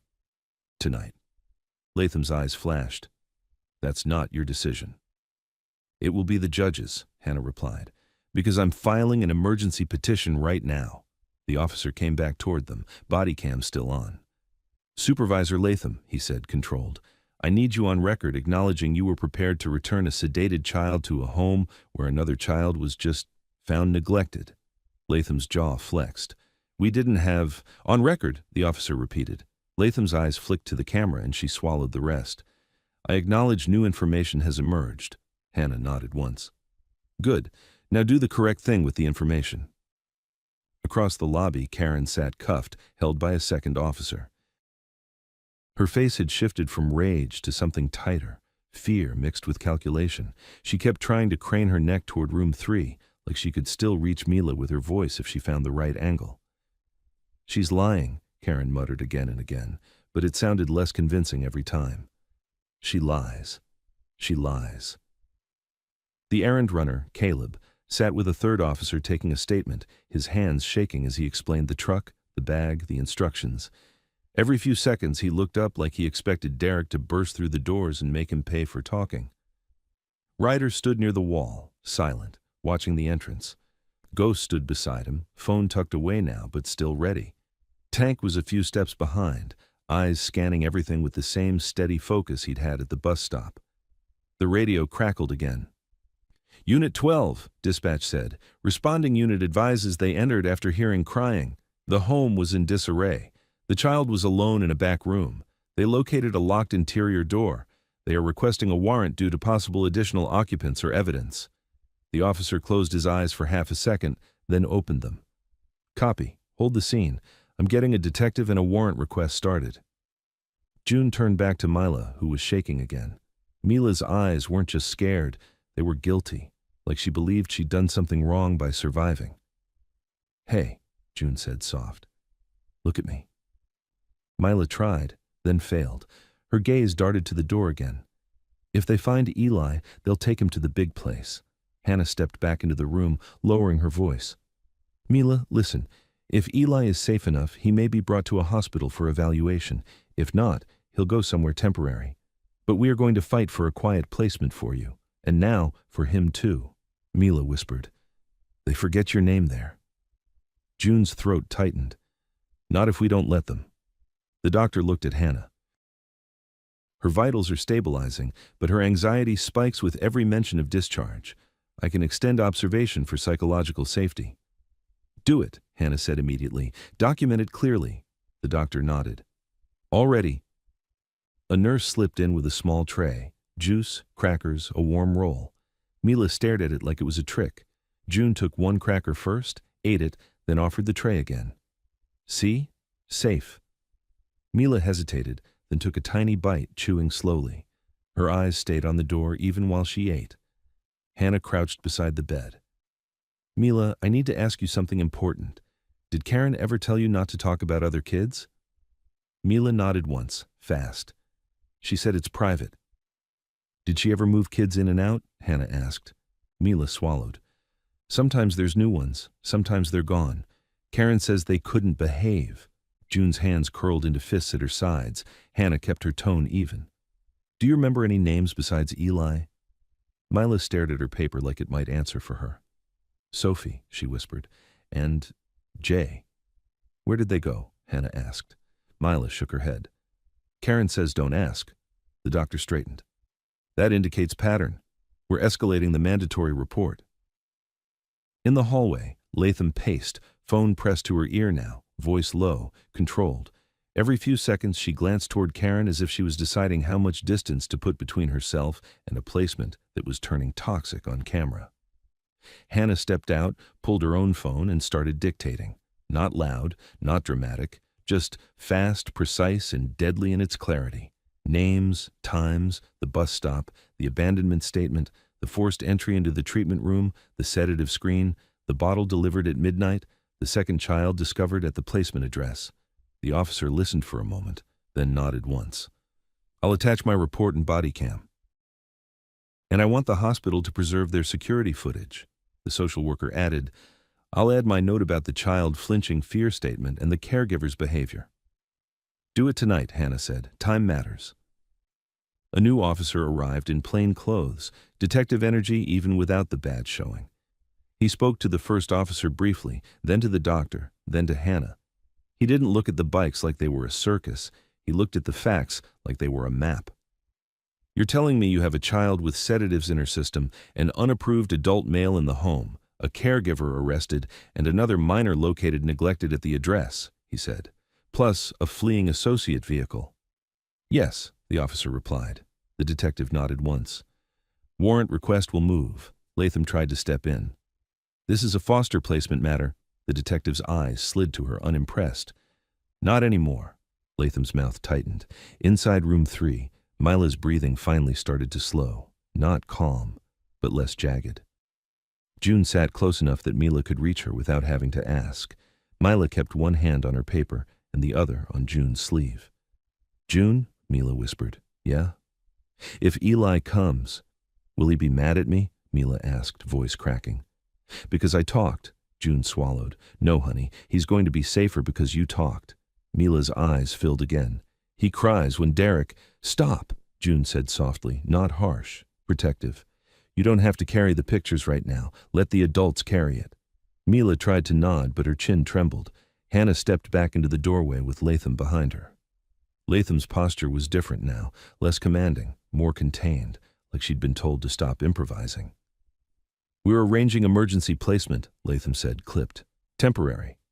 Hannah didn't let her frame it like a favor. With June as the emergency caregiver candidate, she corrected, pending immediate checks. Latham's eyes flicked to June. You will be background checked. Do it, June said. Home visit, Latham added. Now, June replied. Fingerprinting, Latham continued. Tonight, June said. Latham blinked once, irritated at the lack of resistance. There will be conditions, Hannah nodded, and there will be documentation, every step. Mila stared at Latham, body stiffening again. Tablet lady. Latham's expression tightened as if the nickname bothered her more than it should. Mila, we are here to help. Mila's voice came out small, brutal. You didn't. Silence hit the room. Latham opened her mouth, then closed it, then tried again. We have to follow procedure. Hannah's tone stayed calm. Then follow it in a way that doesn't harm children. The nurse returned with an update for the doctor, voice low. The doctor nodded and looked at Hannah. We'll have confirmatory results later, he said, but the preliminary is enough for a protective hold. Hannah nodded. Good. The officer's radio crackled again. Unit 12, responding unit at placement advises the child located is conscious but dehydrated. They are transporting him for evaluation. June's hand flew to her chest. They're bringing him here. The officer nodded, already listening. Copy. Which hospital? A pause, then dispatch answered. Same facility. ETA 15 minutes. Mila's eyes widened, fear and hope colliding so hard she looked dizzy. Eli? June leaned in, voice steady. It might be Eli. If it is, we'll be right here. Mila's fingers tightened around June's sleeve. He'll be scared. I know, June whispered, so we'll be steady. In the lobby, the detective spoke with the officer again, then turned and looked straight at Ryder. You the one who found her? Ryder nodded. The detective held his gaze. You did the right thing. Ryder didn't smile. Keep her safe, he said, and keep the other kids safe too. The detective nodded once. That's the plan. Time moved in thick minutes after that. Forms, signatures, phone calls, quiet instructions. Latham arranged the emergency caregiver process with stiff efficiency, now that the situation had outgrown her control. Hannah stayed close, watching every line, every checkbox, every attempt to rush something that shouldn't be rushed. June sat with Mila until Mila's eyelids started to droop from exhaustion, not medicine. Mila fought it at first, like sleep was dangerous. Then she whispered, barely audible, If I sleep, will you still be here? June answered without hesitation. Yes. Mila's grip loosened a fraction. Her breathing softened. She fell asleep with her paper tucked under one arm like a shield. June didn't move. In the hallway, the sound of wheels on tile grew louder, gurney approaching, voices lowered, nurses directing. June's head lifted, eyes fixed on the door, heart beating hard. The room stayed quiet except for Mila's slow breathing as the gurney rolled closer and closer outside. The gurney rolled in so fast the wheels squealed on the tile. 2 paramedics pushed it through the automatic doors with a nurse walking backward, guiding them toward pediatrics. On the stretcher sat a little boy wrapped in a hospital blanket that was too big for him. His lips were cracked, his eyes were dry and distant. In one hand, he held a plastic dinosaur by the tail, like it was an anchor. "Male, about 6, the medic said. "Dehydrated, cold exposure, found alone inside the placement address. Child was behind an interior locked door." June's stomach dropped. Room 4, 2 doors down from Mila. Close enough to feel dangerous, far enough to keep them from seeing each other. As they turned the gurney, the boy's eyes flicked toward Mila's door, and his whole body tightened like he expected someone to appear and drag him back. June kept her hands visible. "Hey," she said softly. "You're safe. You're in a hospital." He didn't answer. He just gripped the dinosaur harder. Hannah came up beside June, voice low. "Don't push him. He's shut down." They moved him into room 4, and the doctor shut the door behind them.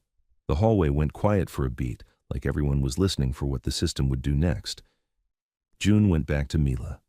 Mila was asleep with her paper tucked under the blanket, one small hand still wrapped around June's sleeve. June didn't move. She just listened. A faint sound slipped under the door from room 4, one soft whimper. Mila's eyes opened instantly. "He's here," she whispered. June swallowed. "Another child is here, yes." "Eli?" Mila asked, panic rising. June touched the blanket gently. "Let the doctor check him first." Mila stared past June, trying to see through walls.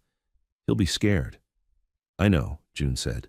"Before we continue, tell us in the comments where you're watching this from, because this stopped being one kid at a bus stop.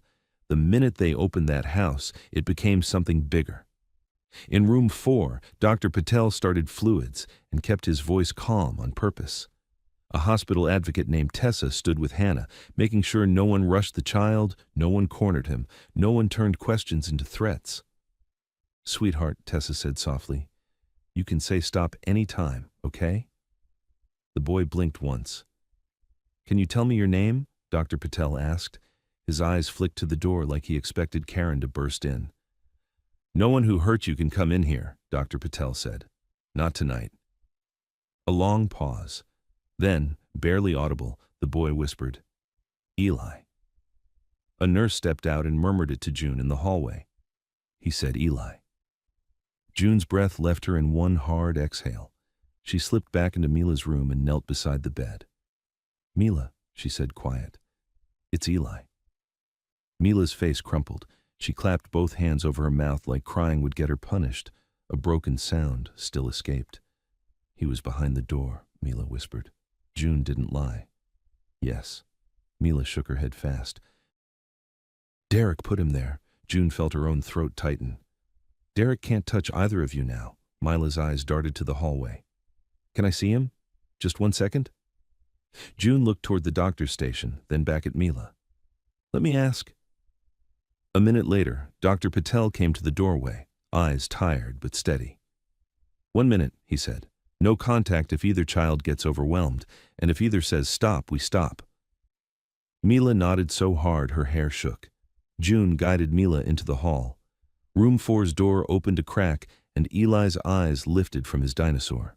He saw Mila and went still. "Mila," he whispered, like he wasn't sure he was allowed to say her name. Mila's eyes flooded again. "Eli," she breathed. Eli's fingers trembled around the toy. "Is Derek here?" Mila shook her head fast. "No." June crouched between them, voice steady. "He can't get to you. You're safe." Eli stared at June like he'd never heard an adult promise something and mean it. Then he reached one small hand out, not even fully, just enough for his fingertips to touch Mila's blanket sleeve. Mila leaned forward and touched his fingers back, gentle like glass. Okay, Dr. Patel said softly. That's enough for now. Mila didn't argue. She just backed away, eyes locked on Eli like she was memorizing him to make sure he didn't disappear. Back in Mila's room, June shut the door and leaned against it for a second, breathing through the weight in her chest. In room 4, Eli answered questions in fragments, eyes fixed on his dinosaur. Who took care of you? Dr. Patel asked. Karen, Eli whispered. And Derek? Hannah asked. Eli's fingers tightened. Loud. What happens when he's loud? Tessa asked. Eli stared at the dinosaur. You be quiet. And if you're not? Hannah asked. Laundry, Eli whispered again, like saying it twice made it more true and more dangerous. Dr. Patel's jaw tightened. Was the door locked? Eli nodded. Key? Who had the key? Hannah asked. Karen. Tessa leaned closer, voice gentle. Did you get medicine? Eli blinked slow. Sleepy. When? Dr. Patel asked. Eli's eyes flicked up, fear sharp. When people come, papers, smiles. Karen says be good. Derek says don't talk. Hannah stepped into the hallway and relayed it quietly to the officer and the detective. The detective's face hardened and his phone rang almost immediately. He answered, listened, then lowered his voice. Warrant just hit. Patrol found a locked cabinet, multiple prescription bottles. Some names don't match any known kids. They found keys on a hook labeled laundry and closet, and a notebook, like accounting, dates, names, notes. Hannah's eyes narrowed. Notes like what? The detective's voice went colder. Words like quiet, problem, and dollar amounts. And there's a back room with an extra mattress, more than one. June felt heat in her chest that had nowhere to go.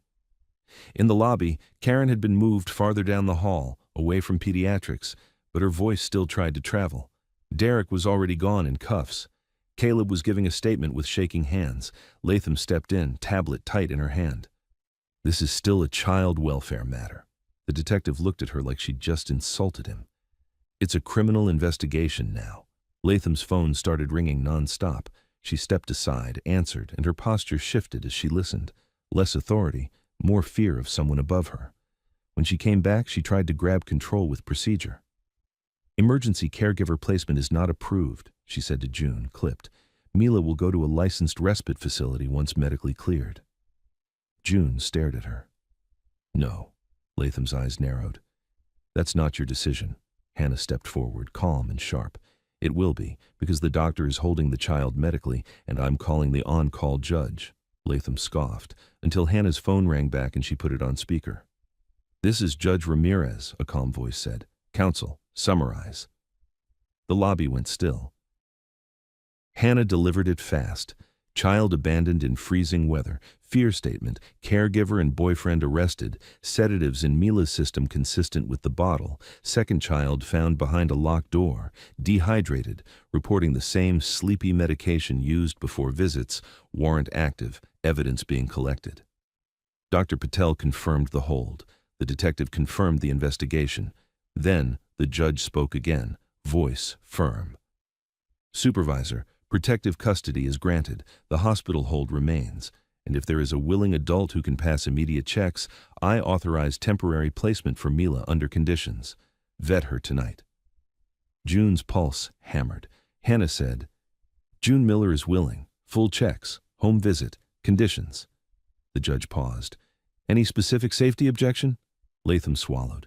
No specific. Then proceed, the judge said. No facility intake tonight. The child will not be re-traumatized for convenience. From the bed, Mila whispered, small and trembling. I don't want the big place. The judge's voice softened just enough to be heard. Mila, you won't go there tonight. Mila froze like she'd never heard an adult with power say her name with respect. The call ended. Latham's face stayed tight, but her options were gone. We will start checks, she said, clipped, already typing. June nodded once. Do it now. The officer approached June with a small notepad. I'll need your ID and current address, he said, professional. And I'm advising you. If you take her, you keep every call logged, every visit supervised, and you don't let anyone from that home near her. June handed over her ID without hesitation. Whatever it takes. The detective's phone buzzed again. He listened, then his eyes lifted to Hannah. They found a binder labeled placements, he said quietly.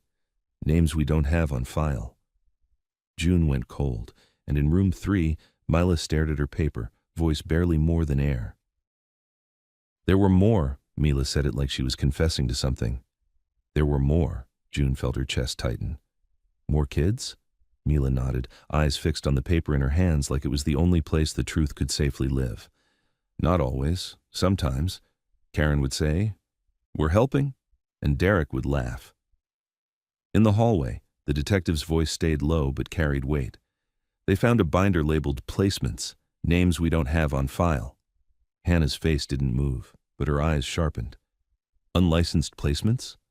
Or kids moved around without proper tracking, the detective replied. We'll know once we inventory. Latham's fingers flew over her tablet like she could type her way out of consequences. We are cooperating with law enforcement, she said stiffly, loud enough for everyone to hear. The detective looked at her once. Start by not touching anything at that house, not one file, not one bottle. Latham's jaw flexed. I understand. June didn't. Not anymore. Inside room 3, Mila was sitting up now, awake and rigid, listening to every sound through the door like it was a weather report for danger. June lowered her voice. Mila, can you tell me about the other kids? Just what you remember, no pressure. Mila swallowed. Sophie was little, she had yellow hair. Her eyes darted to the door, then back. Karen said she was too much, then she was gone. Gone where? June asked. Mila shook her head. Karen said she went back, but she didn't pack. June's throat tightened. Anyone else? Mila's fingers fidgeted with the edge of her paper. Jay was older. He tried to run. Derek caught him. Mila's voice got smaller. After that, Jay didn't talk. He just stared. The doctor stepped in quietly, keeping his tone steady. Mila, are you feeling dizzy? Sick? Mila shook her head. Just tired. The doctor nodded once. That's okay. You're safe here. Mila's eyes lifted. For how long? June answered before anyone else could soften it into a lie. Long enough for the right people to do the right thing. Mila stared at her like she wasn't sure adults were allowed to say that. In room 4, Eli was finally sipping water through a straw. He watched the door like it was a predator. Tessa, the advocate, stayed gentle. Eli, can you tell me if you ever saw other kids at the house? Eli's eyes flicked toward the ceiling. He nodded, tiny and quick. How many? Tessa asked. Eli shrugged, then held up 3 fingers, then hesitated and lifted one more. 4. Dr. Patel's face tightened. Different children at different times? Eli nodded. Some go, new ones come. Did Karen call anyone when they left? Hannah asked from the doorway. Eli's voice came out flat, practiced. Karen says paper and money and smiles. Hannah stepped back into the hall and spoke quietly to the detective. The detective's expression turned darker. We've got enough now to broaden the scope, he said. Not just endangerment, not just illegal medication. Trafficking is a heavy word, but the binder, the accounting, the rotating kids. This is going to get ugly. Ryder's jaw tightened hard enough to show muscle. Then make it official, he said. Don't let it get buried. The detective nodded once. That's why I'm calling state. Before we continue, tell us in the comments where you're watching this from. Because the scary part isn't that people like Karen exist. The scary part is how long they can operate when everyone around them chooses the easiest option instead of the right one. Latham turned toward June, voice clipped. You're being considered for emergency caregiver placement. You will need to submit to fingerprinting tonight, a home inspection, and conditions of supervision. June didn't hesitate. Yes. Any firearms in the home? Latham asked, tone purely procedural. No, June said immediately. Any other adults living with you? Latham pressed. June answered cleanly. No, just me. Employment? Latham asked, eyes on her screen. June gave it. Address, work contact, everything. Hannah watched Latham's questions like a hawk, ready to cut in if the supervisor tried to twist anything. The officer stood nearby, body cam on, documenting. Meanwhile, Karen sat cuffed in a chair down the hall, and the longer she sat, the more her fear hardened into rage again. She stopped crying. started watching. When Latham walked past, Karen hissed, "You said she'd come back." Latham didn't answer. Karen's face twisted. "You're going to let a stranger take her? That's your plan?" Hannah turned her head slightly. "A stranger who kept her alive tonight." Karen lunged in her chair as far as the cuffs allowed. "She's a liar. She ruins homes." The officer stepped between them. "Ma'am, stop!" Karen spat words like poison anyway. "Mila, you hear me? You're going to regret this." In room 3, Mila flinched at the sound of her name. June stepped to the door and shut it tighter, like wood could block venom. Mila whispered, "She's still here." June nodded. Not for long. The detective walked back in, phone pressed to his ear, speaking in low, urgent fragments. When he hung up, he looked at Hannah. "State investigators taking over," he said. "They want the hospital footage preserved and everyone's statements collected tonight. They're also running Karen and Derek through prior complaints." Hannah's eyes narrowed. "Prior complaints?" The detective's mouth tightened. "Yeah, there are notes. Unfounded. Closed. Multiple." June's stomach sank. "So people tried to report." "Looks like it," the detective said. Mila's fingers trembled around her paper. "I tried." June leaned in. "And tonight, someone listened." Mila's eyes filled. "Because you saw me." June didn't soften it into a speech. She just said the truth. "Because you were freezing." In the next hour, the system started moving like it was scared of being seen. A fingerprint tech arrived with a portable kit. June gave prints without complaint. A CPS after-hours worker, different from Latham, quieter, more careful, arrived to do the home visit. She asked June direct questions, checked her ID again, confirmed the address, and photographed basic safety items like smoke alarms and sleeping arrangements. Hannah insisted on one condition in writing: no contact with Karen or Derek, no unsupervised interviews with Mila, and a set time for court review. Latham resisted, then folded under the judge's earlier order. She typed it in, jaw tight. The doctor came back with another update. "Confirmatory lab is still pending, but the preliminary plus the bottle is enough. We're also documenting withdrawal risk. She's staying overnight regardless." Hannah nodded. "Good." Then the detective returned again, voice low, eyes harder than before. "They found a second binder," he said. "Not just placements, complaints, names of caseworkers, notes about who can be handled." June felt cold wash over her arms. Hannah's voice went flat. "That implies internal corruption." The detective nodded once. "Or at least someone looking the other way." Latham, overhearing, snapped, "That's speculative." The detective looked at her. "Then you won't mind handing over your internal call logs for this placement?" Latham's face tightened. "We'll comply with lawful requests." Hannah leaned slightly forward. "We're past requests." In room 4, Eli finally fell asleep, dinosaur tucked under his chin. The nurse dimmed the lights. In room 3, Mila hadn't slept again. She sat upright, alert, like her body didn't believe safety was real. June sat beside her. "When we leave here," June said softly, "you're coming to my house. Quiet, warm, one bedroom, food whenever you're hungry." Mila's eyes darted. "Just you?" "Just me," June said. Mila swallowed. "No Derek." "No Derek," June repeated. Mila's voice shook. "No Karen." "No Karen." Mila's shoulders dropped a fraction, like a strap cutting into her chest had loosened, but then her eyes tightened again. "They'll make me go back later," she whispered. Hannah stepped into the doorway, hearing it. "No," she said, firm. "Not if we keep pressure on the right places." Mila stared at her. "Adults always say later." Hannah didn't blink. "Then we don't let it become later." In the lobby, an officer approached the detective and whispered. The detective's eyes lifted. "They just pulled Derek's phone," the detective said quietly. "There are messages about quiet nights, about extra checks, and about moving the small one if she keeps talking." June's blood ran cold. Mila's voice, small and terrified, barely carried from the bed. "He meant me." The detective nodded once, grim. "Yeah, he did." And at that moment, the hospital's front doors slid open again. A man in a suit stepped inside with a badge clipped to his belt, state investigator energy, no small talk in his posture. Behind him was a woman with a laptop bag and a recorder, eyes scanning the room like she was hunting facts. The suit walked straight to the detective, then to Hannah, and finally his gaze landed on Latham. "I'm Special Investigator Grant," he said, voice calm and sharp. "This case is now under state review. Supervisor, I need you to step aside, effective immediately."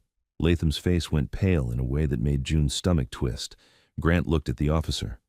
"Where's the child?" The officer nodded toward pediatrics. Grant turned, took 2 steps, then stopped. Because Karen, still cuffed, lifted her head and smiled. Not a broken smile, not a scared smile. A smile like she knew something they didn't. And she said softly, "You're too late." Karen's "you're too late" sat in the air like a bad smell. Special Investigator Grant didn't react the way Karen wanted. He didn't snap, didn't argue, didn't even look at her for more than a second. He just turned his head slightly toward the detective. "What does she mean?" Grant asked. The detective's face was already tightening. "We're pulling devices. We're securing the placement. We're—" "Not what you're doing," Grant cut in, calm but sharp. "What you might have missed." Karen leaned back in the chair, cuffs clinking softly, and smiled wider. "You'll see." June felt a cold pressure behind her ribs. She went straight to room 3 and closed the door gently, like if she moved too fast, the fear would spill into Mila's bed. Mila was still awake, rigid, eyes fixed on June's face like she could read disaster there. "What?" Mila whispered. June forced her voice steady. "Nothing you need to handle. Adults are talking." Mila's fingers tightened around her paper. Karen said "too late" before. June swallowed. "When?"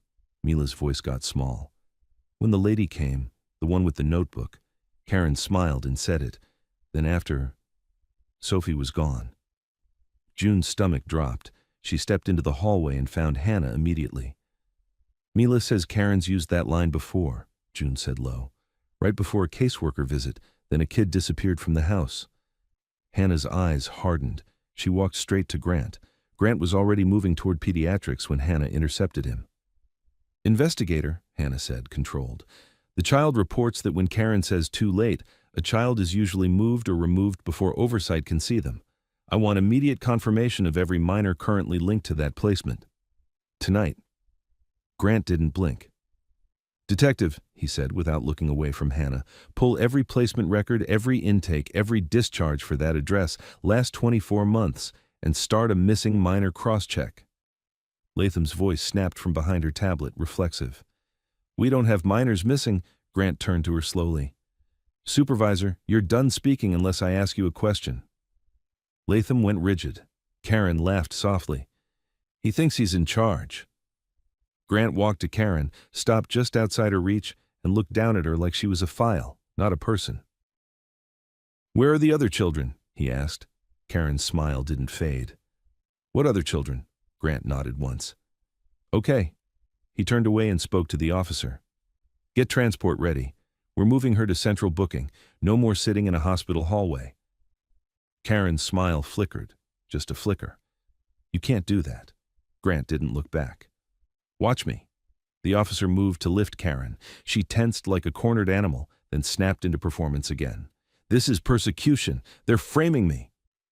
Nobody argued with her anymore. They just moved.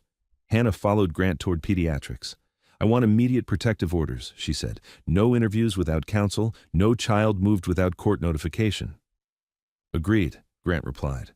"I'm not letting anyone shuffle paperwork and call it resolution." In room 4, Eli slept under warm blankets with an IV line taped neatly to his arm. A nurse sat nearby charting, eyes soft but alert.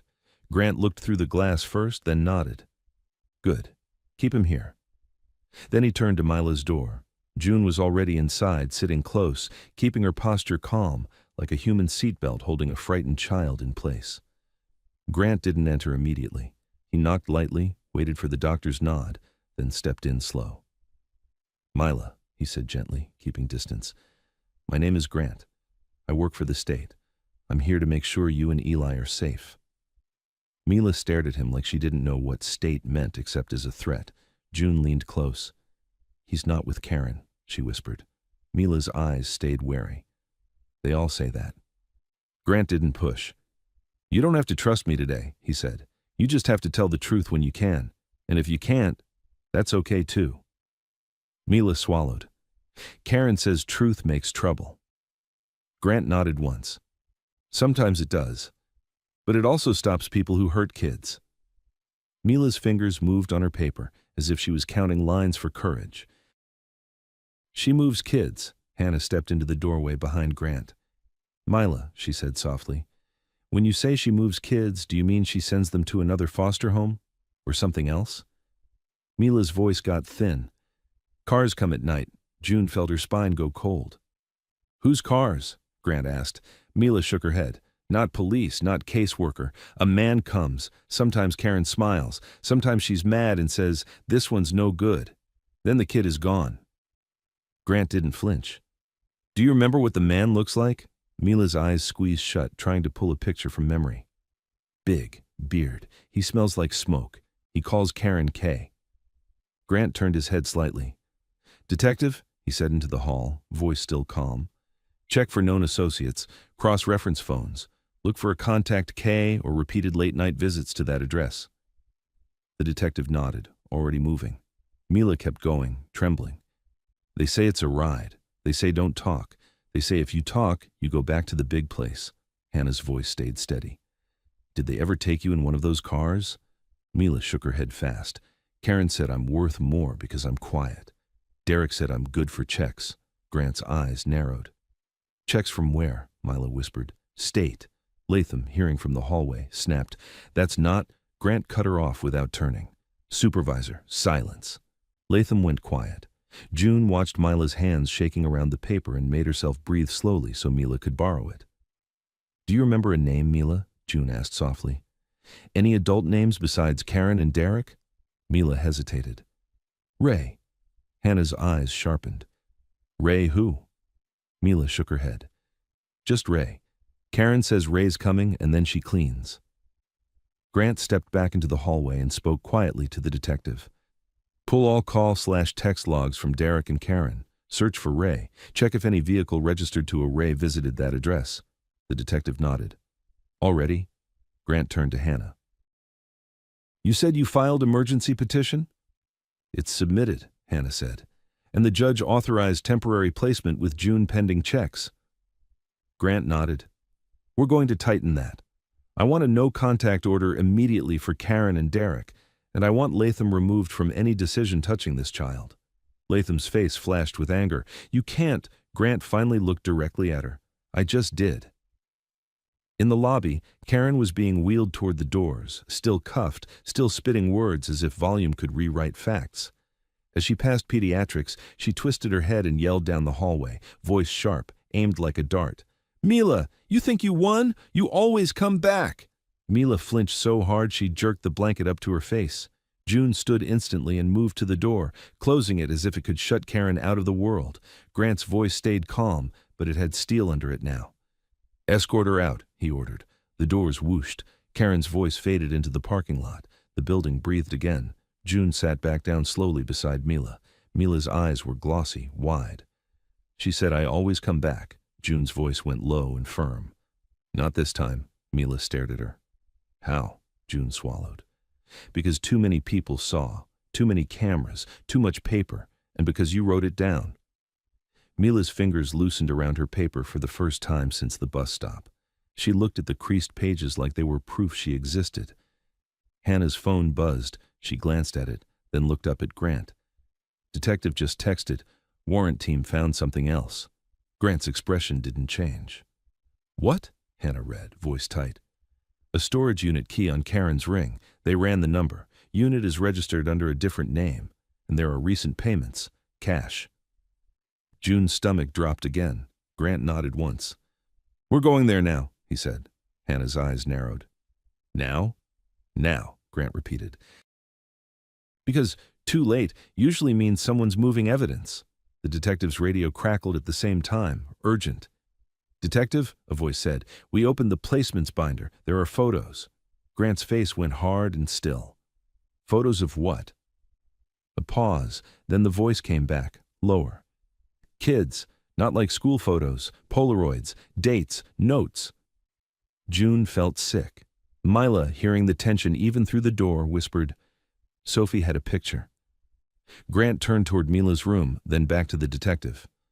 Secure everything. Photograph in place, chain of custody, and notify the state trafficking unit. The word trafficking didn't land on Mila's ears as a definition. It landed as a feeling. Her shoulders curled inward like she'd been bracing for a blow she didn't understand. June leaned close to her and spoke softly. "You're safe," she said again, because it was the only sentence that mattered.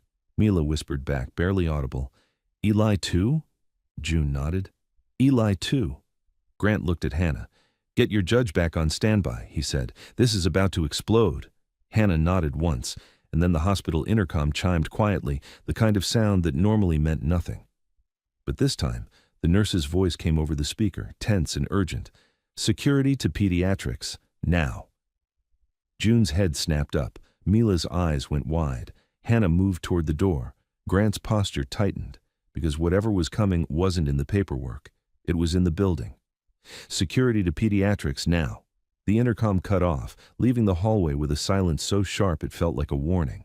Then, footsteps. Fast, multiple, not nurses.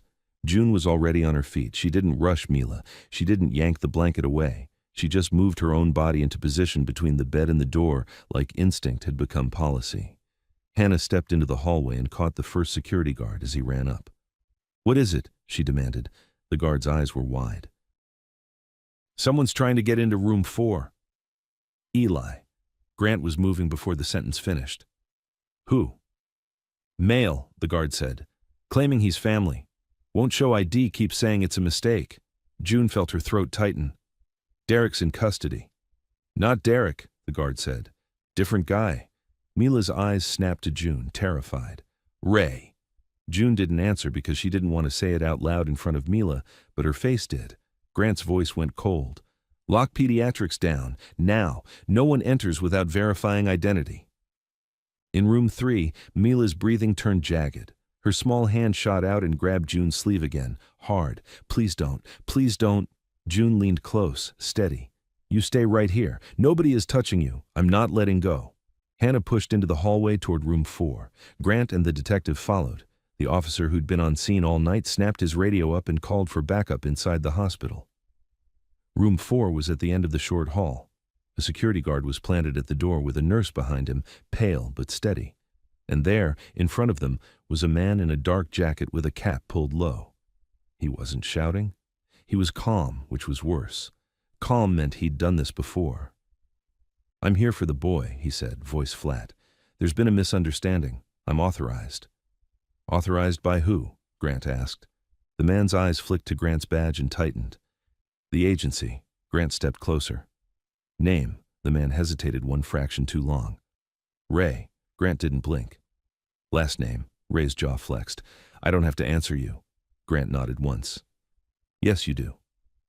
Ray tried to look past Grant into room 4.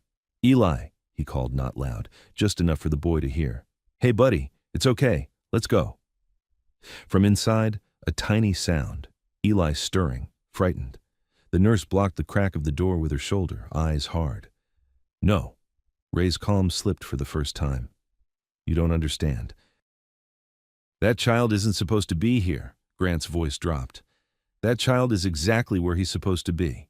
Ray's eyes cut to the side, and June saw it from farther back down the hall, the micro-movement of someone checking exits, calculating.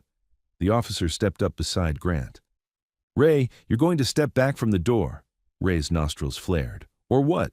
"Or you're going to be detained," the officer said. "This is a secured pediatric unit." Ray smiled without warmth. "You can't detain someone for showing up." Grant's voice stayed calm. "We can detain you for attempting to access a minor without identification, without legal authority, during an active criminal investigation." Ray's smile faded. He backed up half a step, then another, like he was deciding whether to fight or vanish. His eyes moved to the elevators. Grant's hand rose slightly. 2 more officers appeared at the hallway entrance, hospital police, called by security. Ray saw them and made a decision. He bolted, not toward the door, toward the side exit corridor. The officers moved instantly. One cut him off at the corner. Ray tried to pivot, but the detective grabbed his jacket and slammed him into the wall with controlled force. The cuffs came out. Metal snapped shut. Ray struggled just long enough to make it worse for himself. "Stop resisting," the officer barked. Ray hissed, "You have no idea what you're doing." Grant leaned in, voice quiet and lethal. I know exactly what I'm doing. Ray's eyes darted down the hall, toward pediatrics, toward room 3, toward Mila's door like he was trying to burn the location into his mind. June felt something cold twist in her stomach. She turned and went back to Mila. Inside room 3, Mila was trembling so hard the blanket shook. Her eyes were locked on June's face. Was it him? Mila whispered. June didn't lie. Yes. Mila's breath hitched. He came to take Eli. June nodded. He tried. Mila's eyes flooded. He's not supposed to come here. He won't, June said, firm. They stopped him. Mila's voice turned tiny. Will he come again? June held her gaze. Not if we keep doing what we're doing. Not if we keep it in the light. In the hallway, Grant's voice carried just enough to be heard through the door. Search him. Phone, keys, wallet, everything. Bag it. The detective replied, He's got 2 phones. Of course he does, Hannah muttered. A minute later, Grant walked back down the hall, controlled, eyes sharp. He paused at Mila's door, knocked once, and waited. June opened it just enough to keep Mila from feeling exposed. Grant kept his voice gentle. He's in custody, he said. He won't be near you or Eli tonight. Mila stared at him like she wanted to believe and didn't know how. Grant glanced at her paper. You wrote things down, he said softly. That's why we caught him. Mila's lips trembled. Karen said nobody comes. Grant's voice stayed steady. Tonight people came. He turned to Hannah. We need emergency relocation after discharge. Quiet address, confidential, no public record access. Hannah nodded. I'll get a protective order and sealed placement. Latham, now pale and silent, stood off to the side like a person watching the ground disappear under their feet. Grant looked at her once. You're going to provide every call log, every placement record, and every supervisor note connected to that address, he said. And you're going to do it before sunrise, or I'll do it with warrants and subpoenas. Latham swallowed. Yes. In room 4, Eli had woken fully now, crying silently, dinosaur crushed to his chest. June watched through the glass for half a second, then looked back at Mila. Mila's eyes were fixed on that door. Can I see him? Mila whispered. June nodded. Just a second. The doctor allowed the door to open a crack. Mila stepped into the hallway in her socks, wrapped in her blanket-like armor. Eli saw her and froze. Mila didn't touch him. She just stood there and said, barely audible, He can't take you. Eli's lip trembled. He said, I'm going. Mila shook her head hard. No, not now. June crouched beside them. Not ever back there, she said, voice steady. Not to Karen, not to Derek, not to Ray. Eli stared at her, then nodded once. Tiny, uncertain, but real. Grant watched the 2 children for a second, then turned away to speak into his phone. Trafficking unit notified. Protective custody confirmed. Suspect detained at hospital attempting access. We have escalation. The system, for once, was moving fast because it had no choice. Later, closer to morning than night, June's background check cleared. The home visit cleared. Conditions were signed. A temporary placement order printed and was hand-delivered to the hospital by a tired clerk who looked like they'd never seen a night like this. Hannah read every line twice. Then she handed it to June. You're the temporary emergency caregiver, she said. Strict conditions. Follow them. Log everything. June nodded. I will. Mila stared at the paper like it was a magic spell she didn't trust. Does it mean I go with you? June kept her voice soft. Yes. When the doctor says it's safe. Mila's breath shook. And I don't go back? June met her eyes. You don't go back. Mila looked down at her own paper, the one she'd written with shaking hands in a house where she wasn't allowed to speak. Then she looked up again, eyes wet. Okay, she whispered, like the word weighed 100 pounds. The doctor discharged Mila later that day with clear documentation. Exposure, trauma response, positive sedative screen under investigation, no return to prior placement. Eli stayed one more night on fluids and evaluation, and Hannah filed the next motion before lunch so he wouldn't disappear into a facility intake pipeline. Karen and Derek were held. Ray was held. The storage unit was opened under warrant and turned into evidence, not rumor. The binders became exhibits. The hospital footage was preserved. The call log started revealing who answered and who didn't, and the most important part wasn't any of that. It was the moment June walked Mila out of the hospital into daylight, real daylight, and Mila stopped at the curb, clutching her plastic bag and her paper like she expected someone to yank her back. June didn't rush her. She just opened the car door and waited. Mila hesitated, then climbed in slowly, like she was stepping into a new life and didn't know if it would vanish. June buckled her in gently, hands steady. Mila stared out the window. "If I'm good, will you keep me?" June didn't answer with a promise she couldn't control. She answered with a choice. "I'm keeping you because you're you," June said, "not because you're quiet." Mila's breath caught. She blinked hard, once, twice, then looked straight ahead. As they pulled away, Mila whispered, almost too quiet to hear, "Thank you." And June drove without looking back, because for the first time, Mila didn't need to.